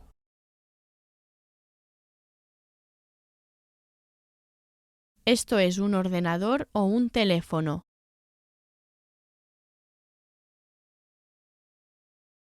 We could also say, ¿es esto un ordenador o un teléfono? Repeat, please. ¿Es esto un ordenador o un teléfono?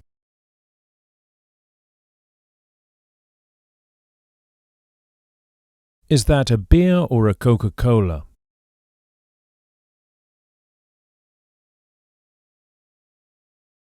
¿Eso es una cerveza o una Coca-Cola? ¿Es eso una cerveza o una Coca-Cola?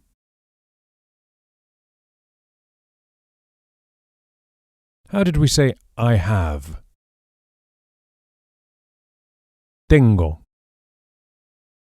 Tengo. And what was you have? Tienes. Tienes.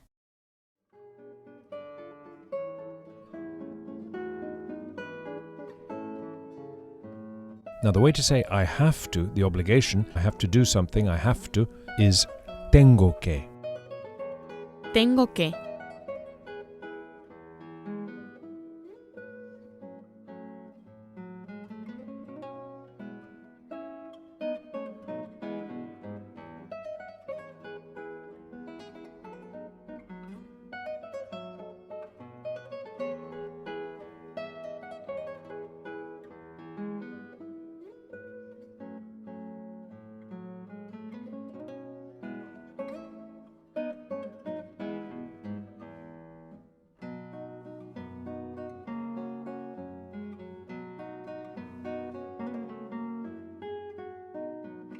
So try to say I have to do it.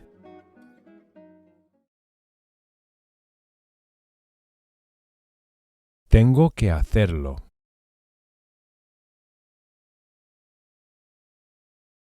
Tengo que hacerlo.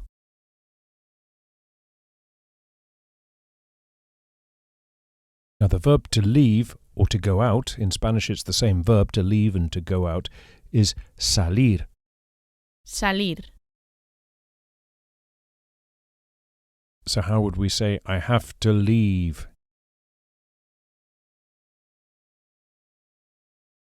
Tengo que salir. Tengo que salir. And how about the question, do you have to leave now?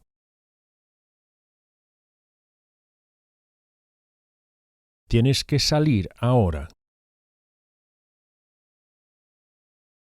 ¿Tienes que salir ahora? A common word that most people already know in Spanish is tomorrow, mañana. Mañana. So how would you ask the question, why don't you want to leave tomorrow?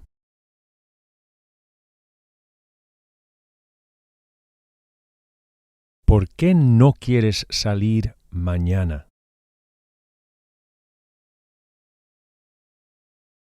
¿Por qué no quieres salir mañana?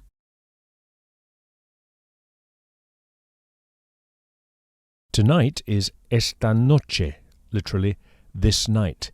Esta noche. Esta noche. Esta noche. Try to ask, do you want to leave tonight or tomorrow?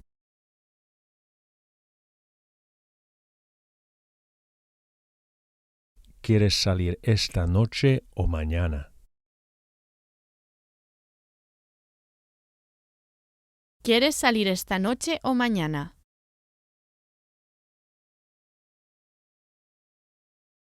The question when is ¿cuándo? ¿Cuándo?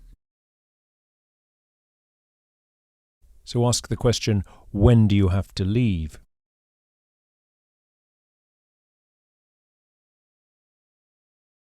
¿Cuándo tienes que salir? ¿Cuándo tienes que salir? And now ask, when do you want to see it?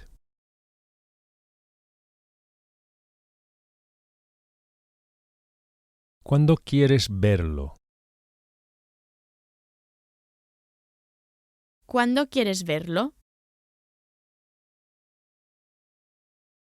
Why do I have to do it tomorrow?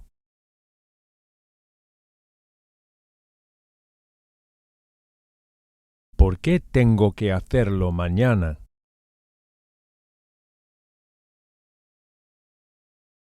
¿Por qué tengo que hacerlo mañana?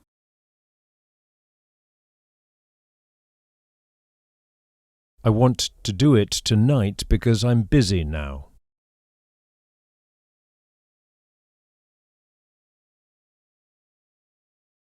Quiero hacerlo esta noche porque estoy ocupado ahora.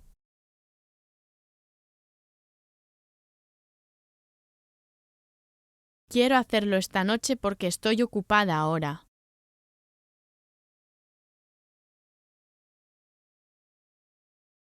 And now try the question, when do you have to do it?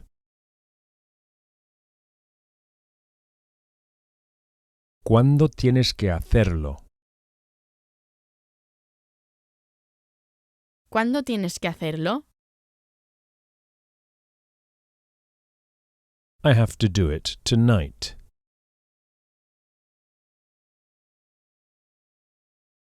Tengo que hacerlo esta noche. Tengo que hacerlo esta noche.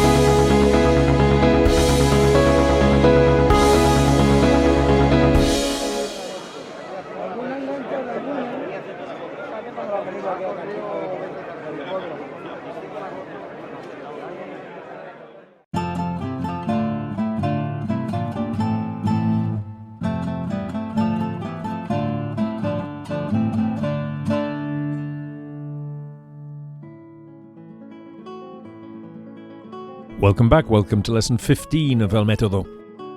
As we've come quite a way, here's a reminder of all the important guidelines that we covered in the introduction to the course.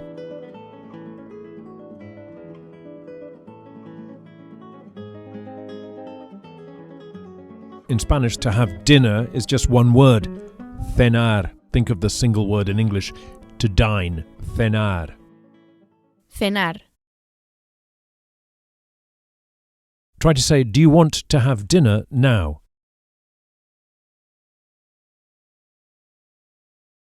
¿Quieres cenar ahora?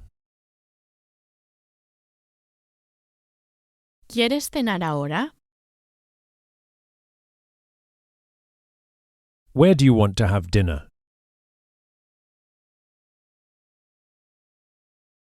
¿Dónde quieres cenar? ¿Dónde quieres cenar? Now, to have lunch, also just one word in Spanish, and to eat is the same word, comer. Comer. So how would you say, what do you want to eat?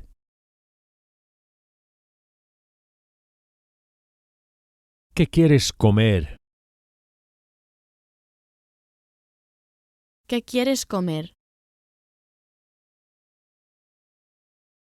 And identically, how would you say, what do you want to have for lunch?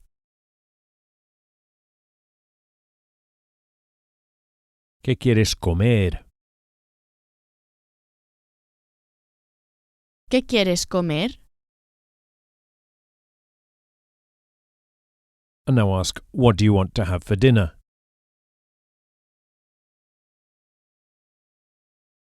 ¿Qué quieres cenar? ¿Qué quieres cenar? And now ask, where do you want to have lunch tomorrow?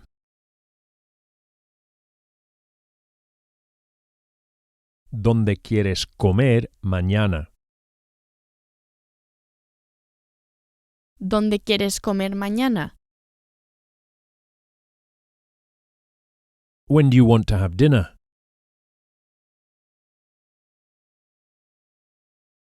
¿Cuándo quieres cenar?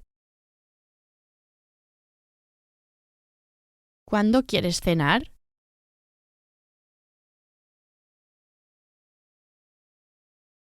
Do you want to leave now or do you want to have lunch here?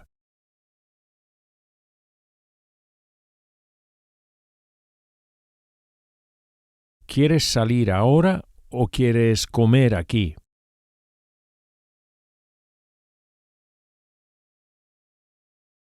¿Quieres salir ahora o quieres comer aquí?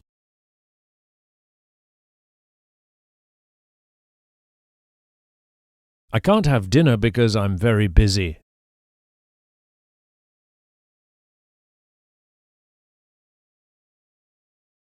No puedo cenar porque estoy muy ocupado.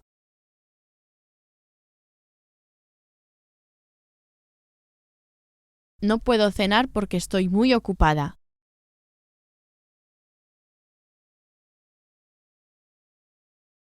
And now try to ask, are you busy? ¿Estás ocupado? ¿Estás ocupada? Sure in Spanish is seguro or segura. Seguro, segura. So how would you ask the question, are you sure? ¿Estás seguro? ¿Estás segura? Now to say sure that, the word that in Spanish is que. ¿Qué? How would we ask, are you sure that it's possible?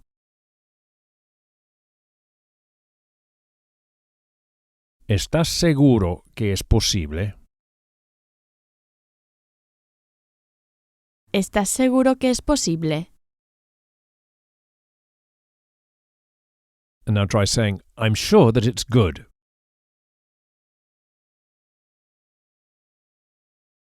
Estoy seguro que es bueno. Estoy segura que es bueno. I'm sure that the big one is easy.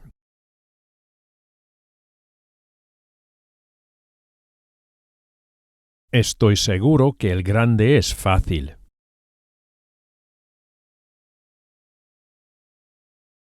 Estoy segura que el grande es fácil.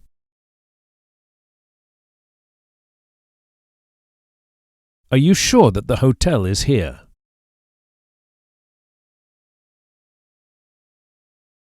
¿Estás seguro que el hotel está aquí? ¿Estás seguro que el hotel está aquí? And how would we say, I'm sure that the house is not there?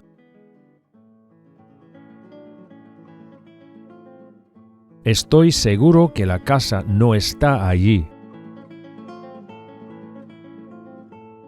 Estoy segura que la casa no está ahí.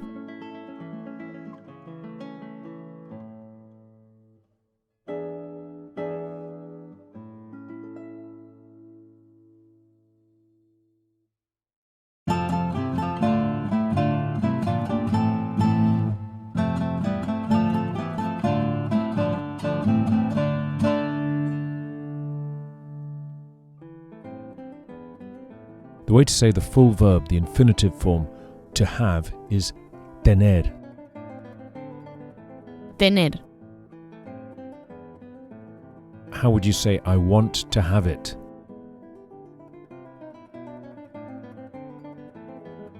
Quiero tenerlo. Quiero tenerlo.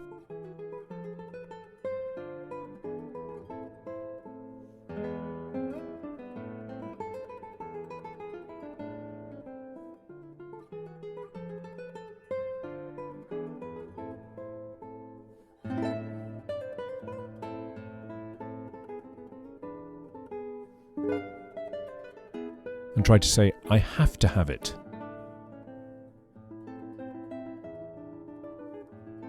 Tengo que tenerlo. Tengo que tenerlo.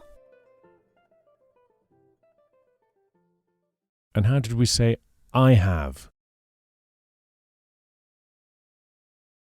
Tengo. Tengo. I don't have. No tengo. No tengo. And how did we say, you have? Tienes. Tienes. And what about the question, do you have? ¿Tienes? ¿Tienes? And now say, you don't have. No tienes. No tienes. Do you remember how to say the full verb to do? Hacer. Hacer. To say I do, or indeed I am doing, these can both be expressed with the same form in Spanish. I do or I'm doing. Hago. Hago. So how would we say I do it today or I'm doing it today? Lo hago hoy. Lo hago hoy. And how about I'm not doing it because I'm tired?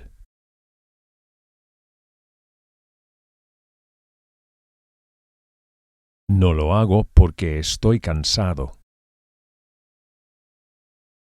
No lo hago porque estoy cansada. I don't do it here because it's very small.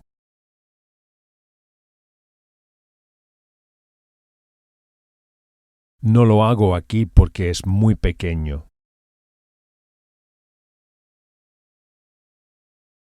No lo hago aquí porque es muy pequeño. The way to say you do, or indeed you are doing, is haces. Haces. So now say you do it. Lo haces. Lo haces. What are you doing? ¿Qué haces? ¿Qué haces? And how do you ask, when do you do it?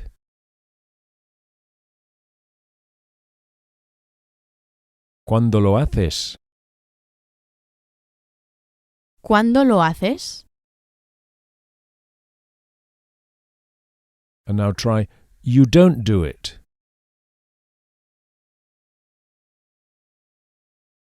No lo haces. No lo haces. I don't do it because it's very difficult.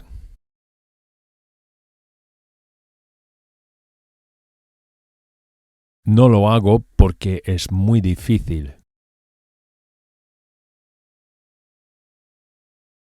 No lo hago porque es muy difícil.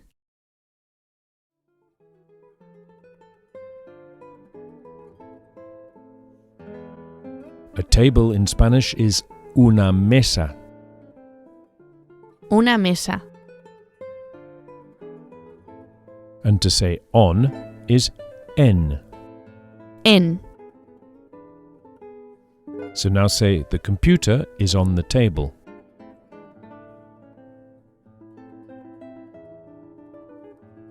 El ordenador está en la mesa. El ordenador está en la mesa. And now ask, is the telephone on the table?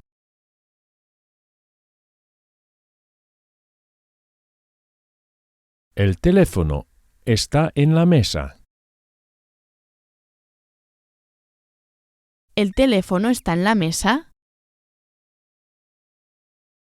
We could also say, está el teléfono en la mesa.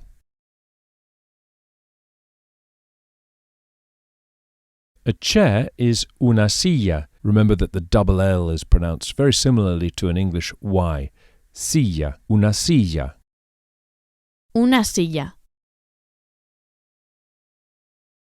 So now say, I need a chair. Necesito una silla. Necesito una silla. And now ask, do you know where my chair is?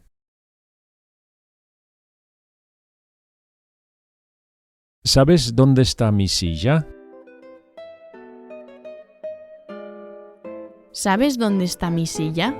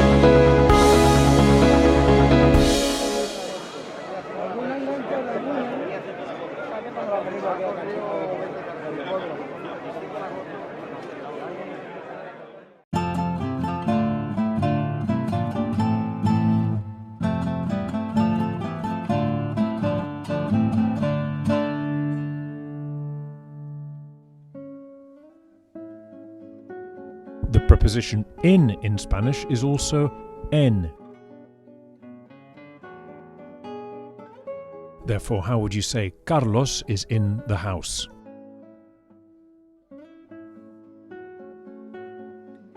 Carlos está en la casa.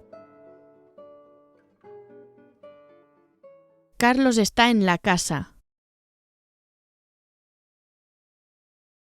And what about the computer is in the car?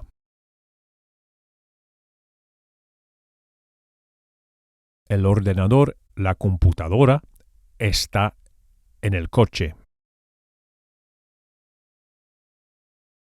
El ordenador está en el coche.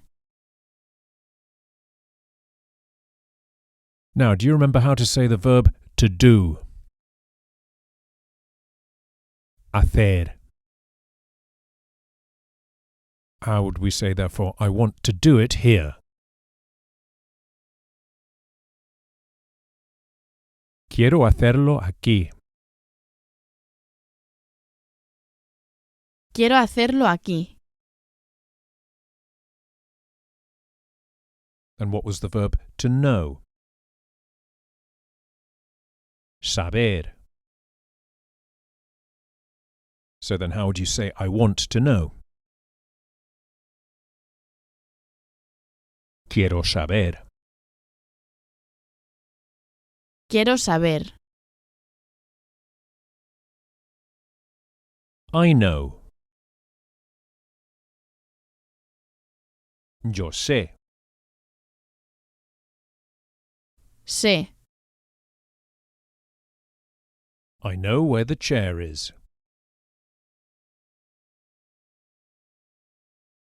Sé dónde está la silla. Sé dónde está la silla.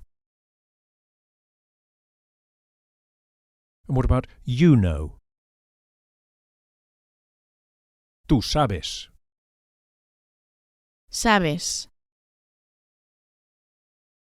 Now try the question, do you know that I do it today? Or indeed, do you know that I'm doing it today? These would be the same in Spanish.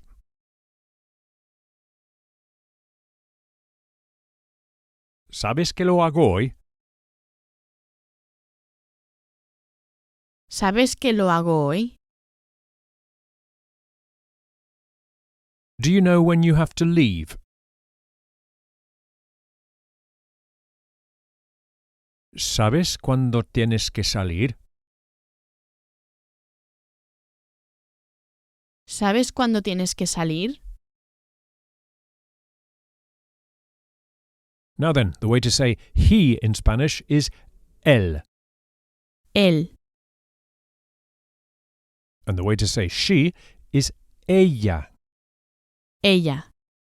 The Spanish double L is pronounced very similarly to an English Y with just a hint of J. Ella. The way to conjugate the third person singular for all verbs, that's to say the he or she form, is by simply removing the S from the second person you form. So in the case of saber, we have I know, yo sé, you know, tú sabes, he or she knows, él or ella sabe without the S. So to say she knows, it's ella sabe. Sabe. And similarly, the way to say he knows is él sabe. Sabe. How would we therefore say he knows why? He knows why.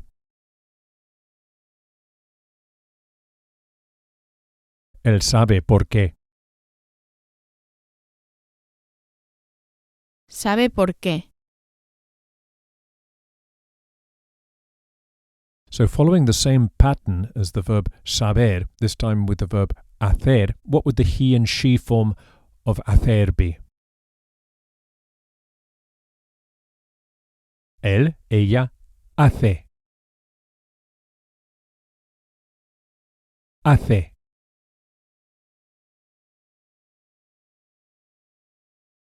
So now try to say he does it.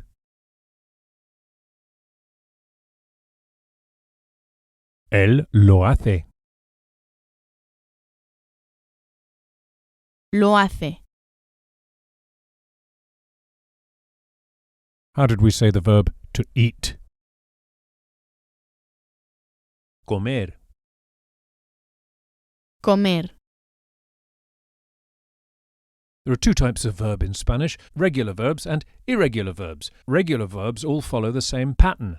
Irregular verbs kind of do their own thing. Most of the verbs we've seen so far have been irregular. But this verb here, to eat, is perfectly regular and therefore easy to conjugate. Here we have the first three regular standard forms of the verb comer. Yo como, tú comes, él o ella come.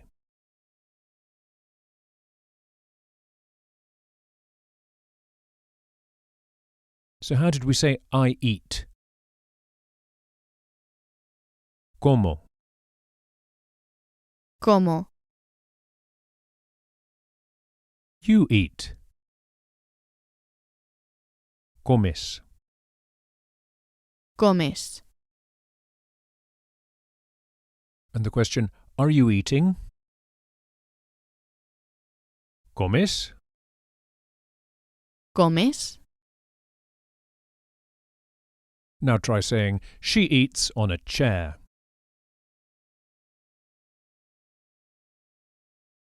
Ella come en una silla. Come en una silla. And what was the Spanish verb to have dinner? Cenar. Cenar. Cenar is also a regular verb, as all its forms follow a standard regular pattern. Cenar is known as a regular AR verb, and comer is a regular ER verb. So here are the standard forms for all regular AR verbs. Yo ceno, tú cenas, él o ella cena. So these endings, o, as, a, never change for regular AR verbs. I want to have dinner there.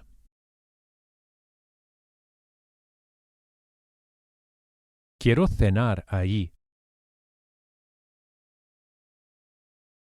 Quiero cenar allí. The way to say you have dinner, as you'd expect, being a regular AR verb, is cenas.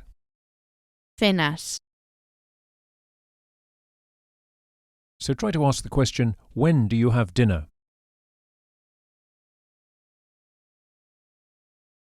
¿Cuándo cenas? ¿Cuándo cenas? And what about he has dinner, or indeed he's having dinner?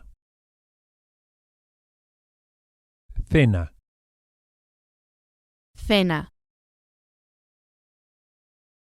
And how would we ask, where does he have dinner? ¿Dónde cena?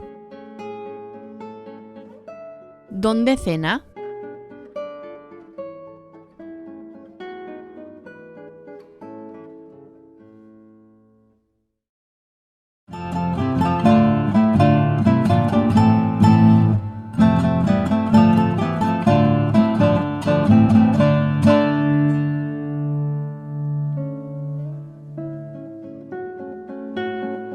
Now then, what was the verb in Spanish to leave in the infinitive form, to leave?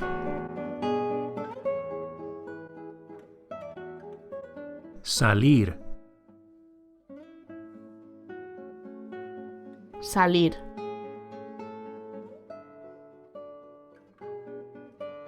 So how would you say, can I leave now? Puedo salir ahora. ¿Puedo salir ahora?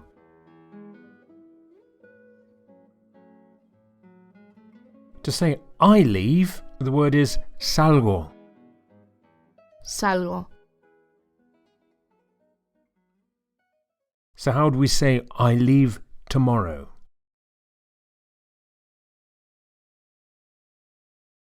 Salgo mañana. Salgo mañana.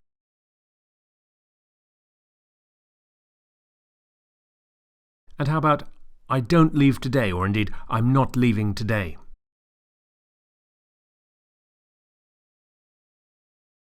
No salgo hoy. No salgo hoy.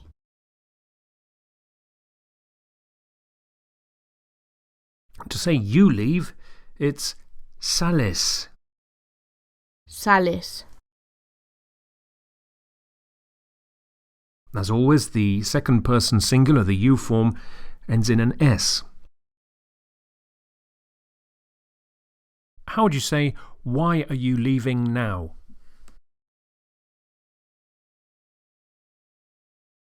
¿Por qué sales ahora? ¿Por qué sales ahora?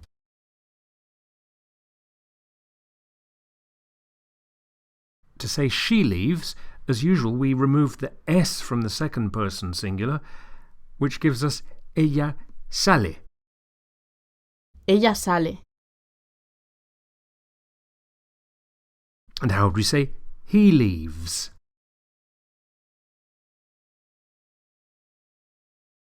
Él sale. Él sale.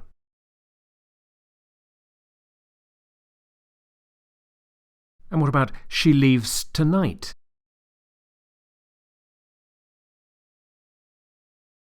Ella sale esta noche. Ella sale esta noche.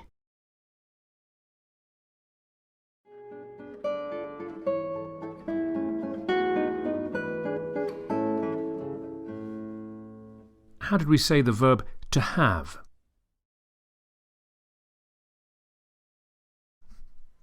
Tener. Tener.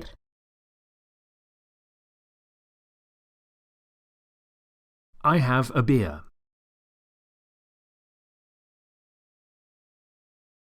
Tengo una cerveza. Tengo una cerveza.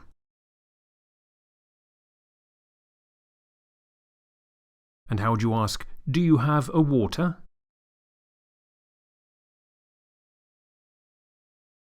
¿Tienes un agua? ¿Tienes un agua?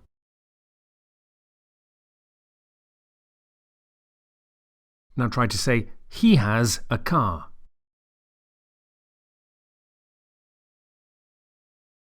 Tiene un coche. Tiene un coche.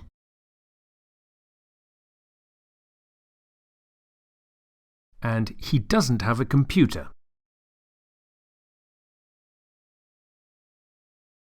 No tiene un ordenador. No tiene un ordenador.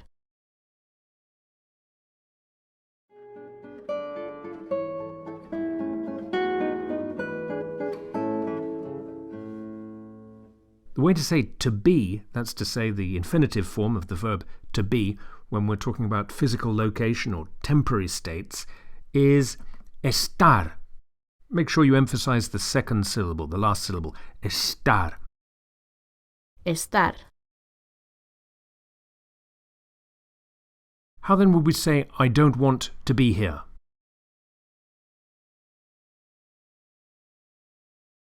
No quiero estar aquí.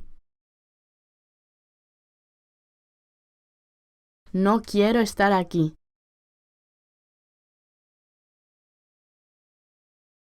I am busy.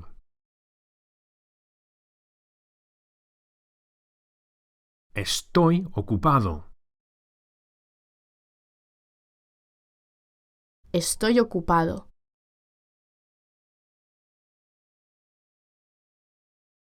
Are you busy?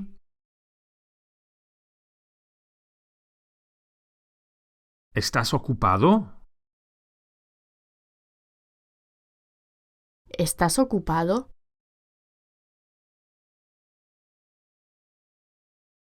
She is very busy.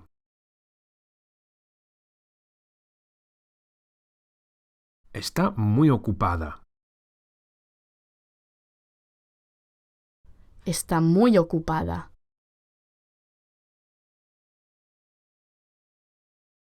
And how would you ask, is he tired?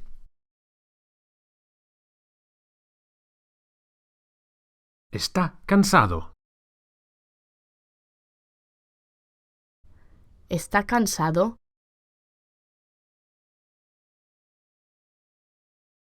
Do you remember how to say the verb in the infinitive to need?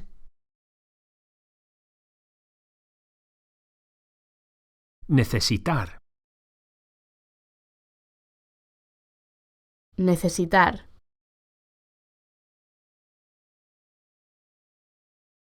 How did we say I need?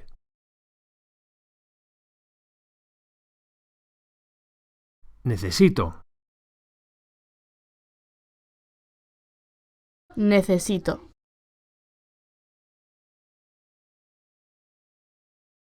And you need.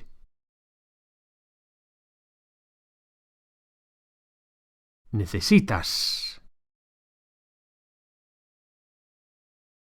Necesitas.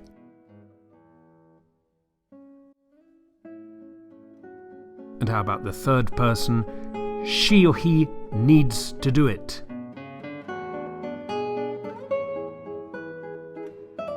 Necesita hacerlo. Necesita hacerlo.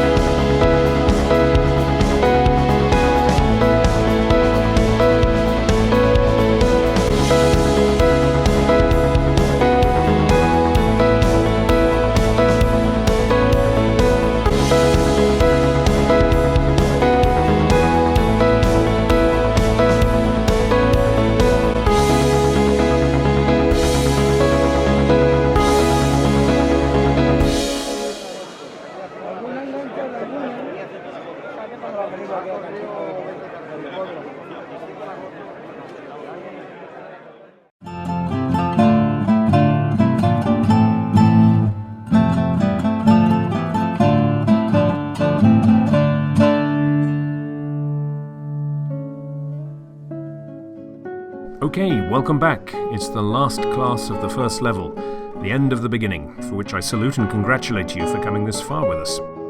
Many of those who started will have fallen by the wayside. In fact, the vast majority won't have made it to this point. That's the nature of these language courses. So felicidades to you, and I do hope you'll take the decision to keep following the course, come what may, until level 4, where you will achieve a full understanding and practical usage of basic Spanish.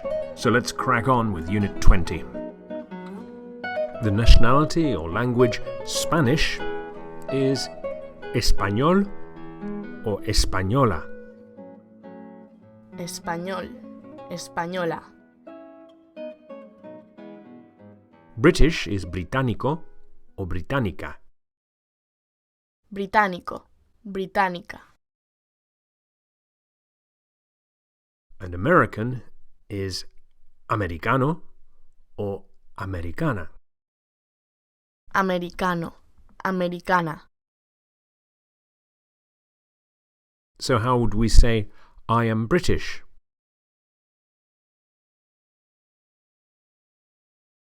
Soy británico. Soy británico.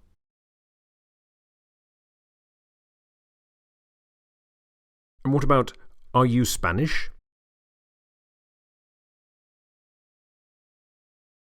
¿Eres español? ¿Eres española? ¿Eres español?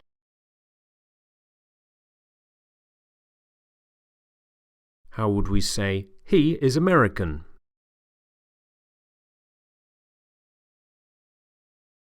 Él es americano. Él es americano.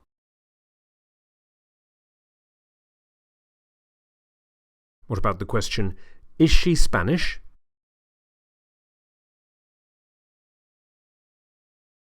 ¿Es española? ¿Es española?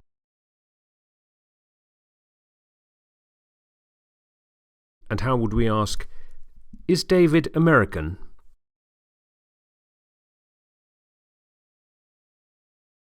David es americano. ¿David es americano?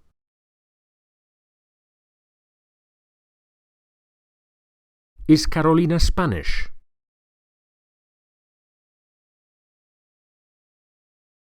Carolina es española. ¿Carolina es española?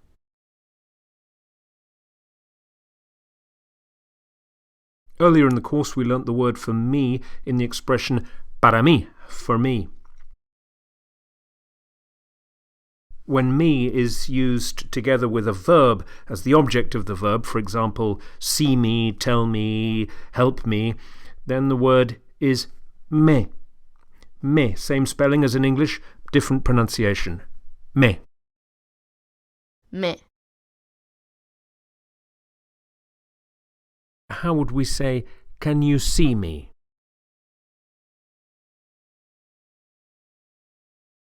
¿Puedes verme? ¿Puedes verme?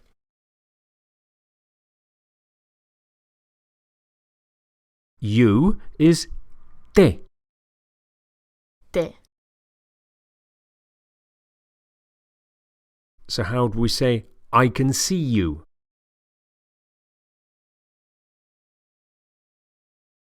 Puedo verte. Puedo verte.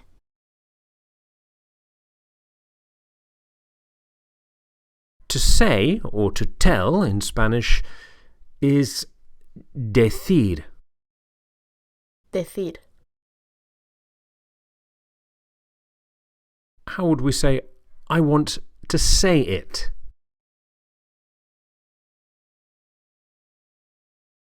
Quiero decirlo. Quiero decirlo.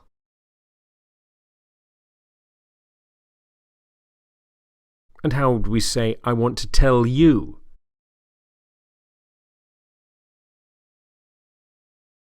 Quiero decirte. Quiero decirte.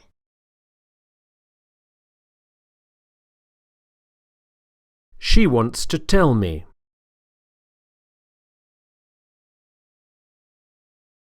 Ella quiere decirme.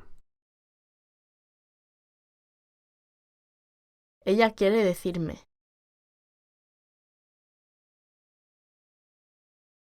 How would you ask, can you tell me?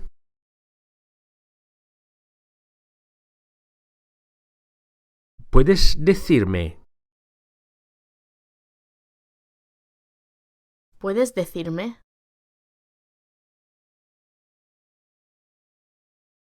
And the question, why can't you tell me now?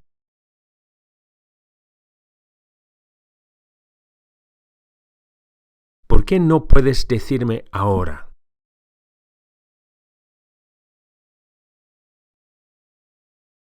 ¿Por qué no puedes decirme ahora?